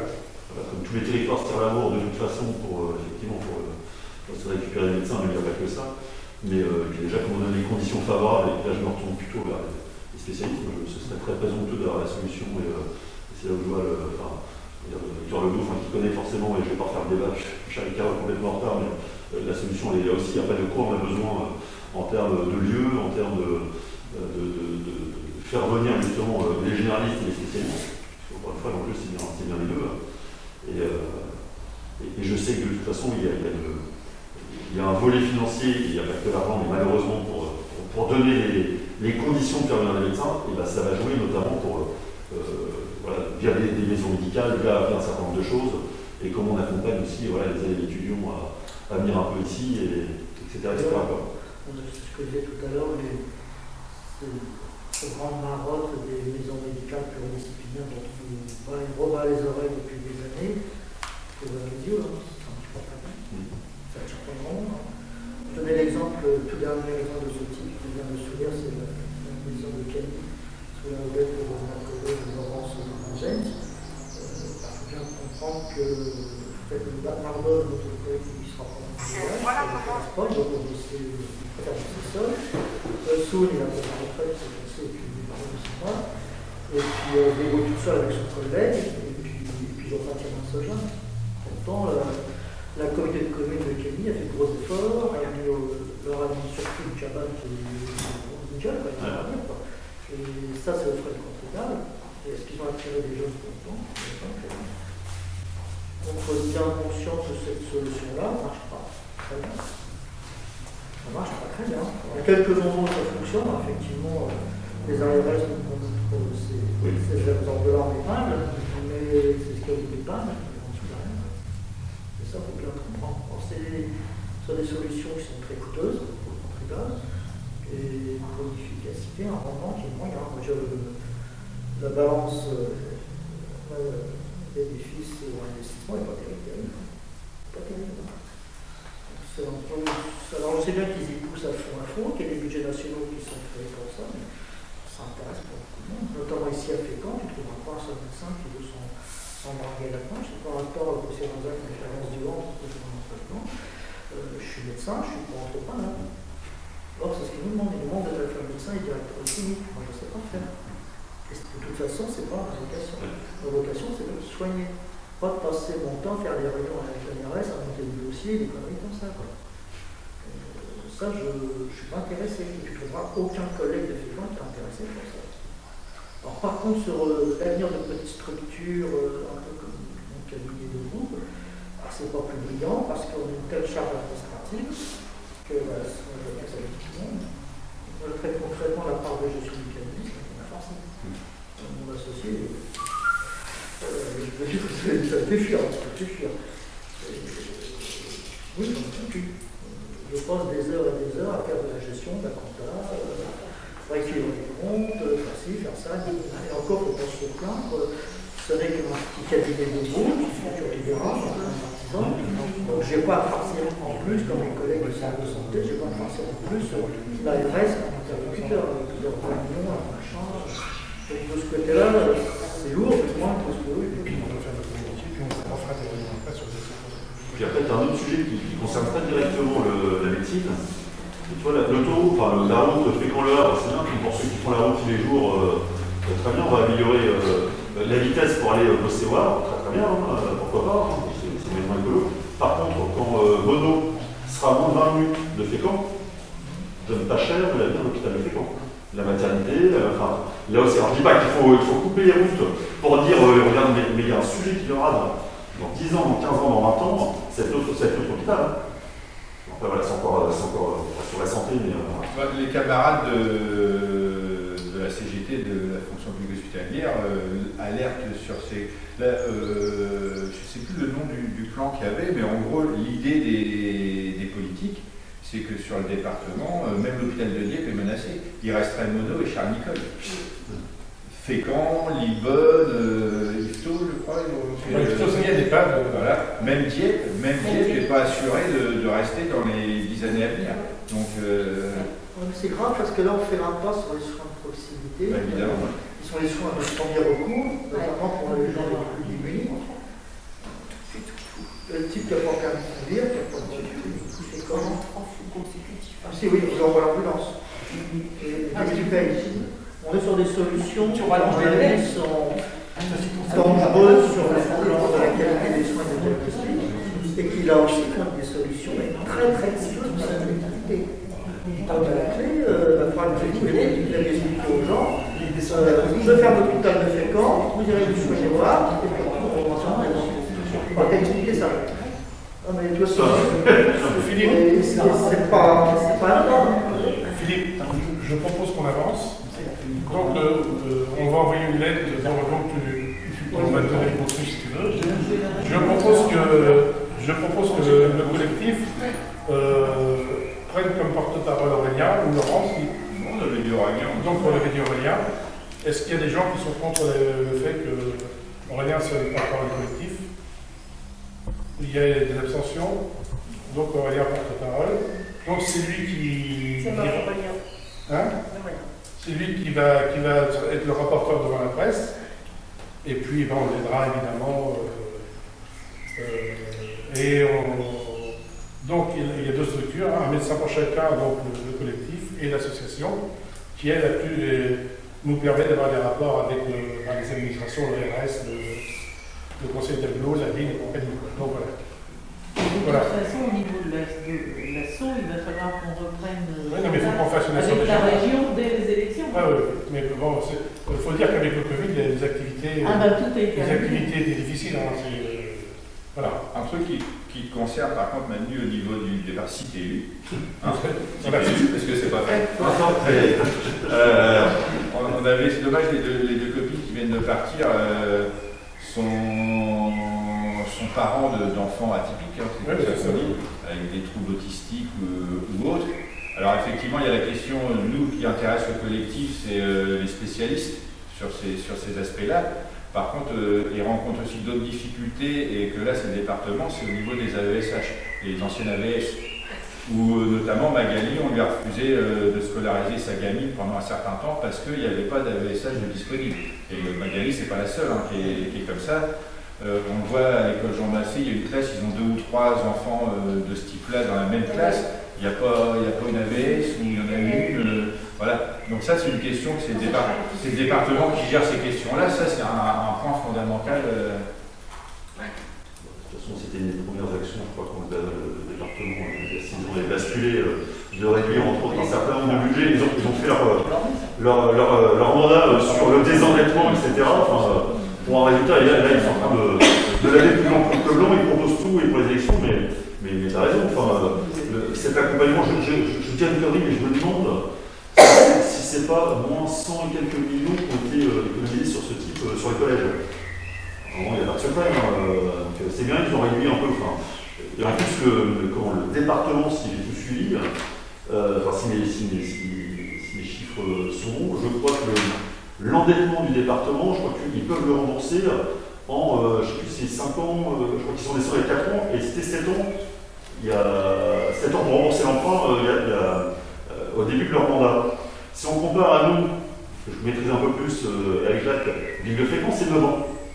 Donc tu vois, leur souci de dire le départ, quand on dit que ça, il y a 6 ans, était surendetté, la dette du départ. Enfin, c'était pas, oui, bien sûr qu'il endettait, mais pas plus qu'ailleurs. Donc à un moment, ils ont serré le piquet à tout le monde, entre autres sur des choses comme ça. C'est bon, ils sont contents, ils ont moins de dettes, ils ont un compte en banque qui est bien rempli, mais finalement, quel service rend la population? Parce que c'est ça. Le vrai sujet du département, c'est bien cette proximité et tous ces cas-là. Alors, vous avez annoncé 143 millions de désendettement par an. Quand on était allé au conseil. C'est par an, c'est 140 millions. C'est Martin. C'est Martin. 143 millions par an. Mais sur un livre que l'endettement dépassait 1 1,7 milliard d'euros, c'était pas possible. Donc ça, c'était en avril 2019. Donc après, voilà, ça a été, ils ont été élus là-dessus. Mais ça a été que leur motif, et puis au détriment du coup d'actions très concrètes du département. Effectivement, j'imagine qu'un certain nombre d'entre eux, ils ne sont pas concernés, ils ne sont pas impactés là-dessus. Quand c'est ton cas, quand c'est ton gamin, ton petit-fils, je sais pas, c'est là où ça change la vie. Non, mais enfin, je ne sais pas, mais voilà. Et après, il y a la question, ce que je me rappelle, quand on avait lancé le collectif en 2012, on était arrivé par la question de la dépendance, justement, et du vieillissement à domicile, et avec du soin à domicile de plus en plus. Encore une fois, au département, même si on ne fait pas du soin dans ces métiers-là, mais quoique, on ne devrait pas faire de soins, mais malheureusement, dans la réalité, on en fait, c'est la question des aides à domicile. On travaille aux côtés de populations fragiles, malades, et on leur demande à ces filles-là qui ne sont pas formées pour, de plus en plus, de faire ces questions-là aussi, ces personnes-là, parce que dans les aides à domicile aussi, pour la question de la dépendance, en principe, c'est pas juste faire du ménage, un bras de toilette et donner à bouffer, il y a aussi toute la question du développement cognitif de ces personnes-là, etc. Tout ça, c'est un aspect que le département doit se pencher dessus et donner les subventions nécessaires pour permettre d'avoir du personnel formé qui fasse ce genre de choses. Formation, alors si je t'ai vu comme moi sur les propositions des candidats, moi je tombe de ma chaise quand je vois, oui, il faut, et tant mieux, il faut augmenter de manière significative les métiers de l'aide à domicile qui dépendent du département. Enfin, ça c'est les conseils départementaux sortants, voilà ce qu'ils indiquent. Certains ont une mémoire sélective, je pense. Bref. Je rappelle que la question que Maryse a posée à Sébastien Jumel, Maryse Thévoux a posé la question, comment fait-on pour donner aux gens qui veulent mourir chez eux les moyens d'aller jusqu'à la fin de leur vie chez eux correctement. Et donc, on pose cette question-là. Je crois qu'on voulait soigner les gens du collectif. Non, mais c'est... oui, mais ça veut dire aussi qu'on ne met pas les gens dans des EHPAD. Je pense que nos copains savent comment c'est dans les EHPAD. Je pense qu'on essaye de leur donner notre fin de vie. Et quels moyens on met pour leur donner notre fin de vie? Comment on respecte les aides à domicile? Comment on les forme? Et comment on leur donne un espoir? C'est sûr que si on dit aux filles à 18 ans qu'il va être aide à domicile toute ta vie, ça ne fera pas. Si on dit aux ces jeunes hommes ou ces jeunes femmes, on vous fait un plan de carrière qui peut vous faire déboucher sur les métiers de la médecine, aide-soignante, infirmière, plus même, je pense qu'il y aura beaucoup plus d'attirance, qu'il y aura beaucoup plus de gens qui sont d'accord pour être formés, et je pense il y a vraiment... Nous, ce qu'on propose à la collectivité, c'est que les aides à domicile puissent, via l'IFSI, avoir une formation d'aide-soignante pour vraiment professionnaliser le métier, avoir des vraies perspectives de carrière et aussi masculiniser le métier. Parce que c'est essentiellement féminin. C'est un vrai sujet d'emploi. De toute façon, le maintien à domicile, avec le vieillissement de façon contraire, est formidable débouché et ça ne va pas arrêter de augmenter. Et aussi, ce ne sont pas des emplois délocalisables. C'est bien du maintien à domicile. Par définition, donc c'est bien ici l'emploi. Donc là, il y a un vrai sujet, mais encore une fois, c'est effectivement sur le plan de carrière, ceci, mais d'emploi, voire il y a un certain nombre d'accompagnements qui peuvent être faits. Et puis alors, il y a certainement des spécialistes ici, mais par contre, dans les EHPAD, de ce que j'en sais, quand même, c'est qu'avant, dans un EHPAD qui restait, je dis avant, il y a 20 ans, tu restais 2 ans, 3 ans dans un EHPAD. Aujourd'hui, tu arrives quand même, quand tu arrives dans tu commences à aller dans un EHPAD, je crois que la durée même la moyenne de séjour en France, alors pas ici, et je crois qu'il y a 9 mois. C'est-à-dire que maintenant, quand tu arrives dans un EHPAD, c'est du moyen, hein. Mais c'est vraiment plutôt, c'est vraiment la fin de vie maintenant. Sauf que rien nous dit, nous dans les EHPAD, on reçoit des gens qui ont 9 ans. Non, après c'est spécifique. Nous on est entre deux, moi je suis dans un service entre deux. Dans les EHPAD, il faut avoir 60 ans, sauf sur dérogation vraiment. Voilà. Mais après, comme Manu dit, clairement, les gens préfèrent partir à domicile que en institution. Et quand ils arrivent en institution, le quart du temps, c'est que maintenir à domicile est impossible et qu'ils sont dans un état où on sait très bien qu'ils ne vont pas faire long feu, malheureusement. Ou alors c'est la famille parfois qui impose, comme la personne sous tutelle aussi, qui demande à ce soit placée par une mise en danger par elle-même, par une personne qui a la maladie d'Alzheimer par exemple. C'est très compliqué de rester à domicile si elle est toute seule. Même avec un passage d'AVS tous les jours, c'est compliqué parce que si elle aime le gaz, elle peut se mettre en danger. Enfin voilà. D'où les placements aussi parfois qui se font de manière qui est pas une sorte de plus long terme, mais parce qu'il y a un problème derrière en mise en danger de la personne. Puis après, tu as des sujets, alors là, c'est peut-être un peu plus en amont sur l'habitat partagé. Enfin, tu as le fer de lance du département en termes de logement qui habite à 76, qui est un des plus grands bailleurs de France. Hein, là, il y a plein de choses aussi à faire, à tester, etc. Ça paraît pas du jour au lendemain, mais du coup, comment tu arrives effectivement à partir d'un certain âge de faire de la mixité par l'âge, par un certain nombre de choses. Et je pense qu'il y a. Voilà. Et ça, c'est des choses qui ne coûtent rien. Qui ne coûtent rien, ils sont des fins. De toute façon, ils vont construire des logements. Donc voilà, comment tu mixes un peu les populations, comment ça peut aussi donner quelques débouchés en termes d'emploi. Oui, sauf que la CCRS nous a annoncé là que Paul Bert était occupé à 30%, et que donc la volonté c'est que Paul Bert disparaisse. Donc si on fait disparaître une RPA, il va en rester 3. Et même le problème, c'est que déjà, c'est plus des RPA, ça a changé il y a 2-3 ans, c'est devenu des résidences autonomie. Ça veut bien dire ce que ça veut dire, c'est-à-dire qu'à la base, les RPA, anciennement RPA, tu ne recevais que des personnes autonomes. Les personnes qui n'étaient pas autonomes allaient dans les EHPAD. Aujourd'hui, c'est devenu des résidences autonomie parce que ce ne sont plus de moins en moins, et je crois même que ça a tendance à s'inverser, c'est-à-dire qu'il y a plus de personnes qui ne sont plus autonomes que de personnes autonomes. Et c'est-à-dire que les résidences autonomie, aujourd'hui, c'est des interventions de plus en plus de métiers paramédicaux, etc., qui rentrent dans ces structures-là. Nous, c'est notre question, alors là, c'est au niveau syndical, sur la formation des personnels territoriaux qu'on va mettre dans ces structures-là, parce que c'est plus du gardiennage. Avant, c'était du gardiennage, maintenant, c'est plus du gardiennage. Il y a tout le lien avec les personnels de santé, paramédicales, etc., qu'il faut gérer. Ça, c'est une vraie question.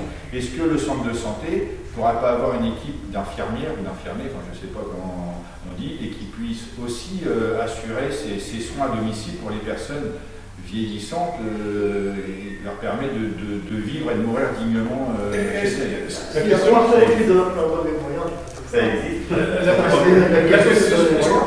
Philippe, est-ce qu'il faut faire une unité de gérontologie au centre de santé, point final? Il y a déjà une équipe de gérontologie qui va à domicile des gens, qui pourrait, à la limite que ça travaille sous le chapeau de l'hôpital, sous le chapeau du centre de santé, ou sous un chapeau mixte, ou sous un chapeau associatif, on peut tout voir. Donc ça existe. Du moment donc il y a des moyens de disposition. Après, moi je fais toujours la casaque, que ça soit une casaque privée, libérale, complètement. Ce qui compte, c'est que ça marche. Après, l'histoire de faire des infirmiers ou des soignants ou des salariés, ça existe déjà dans les centres de santé. Je prends par exemple la Croix-Rouge, ils ont des infirmières là-bas qui sont salariés de la Croix-Rouge, mais qui font le boulot en gros de libéral, qui ont leur tournée pour le domicile des gens tous les jours. On pourrait faire pareil avec des soignants. Oui, c'est du mixte, quoi. C'est ça, c'est une pluridisciplinarité. Ils font aussi des soins à domicile pour les personnes âgées. Infirmières de la Croix-Rouge. Oui, elles font même le nursing, elles font tout. Elles font tout.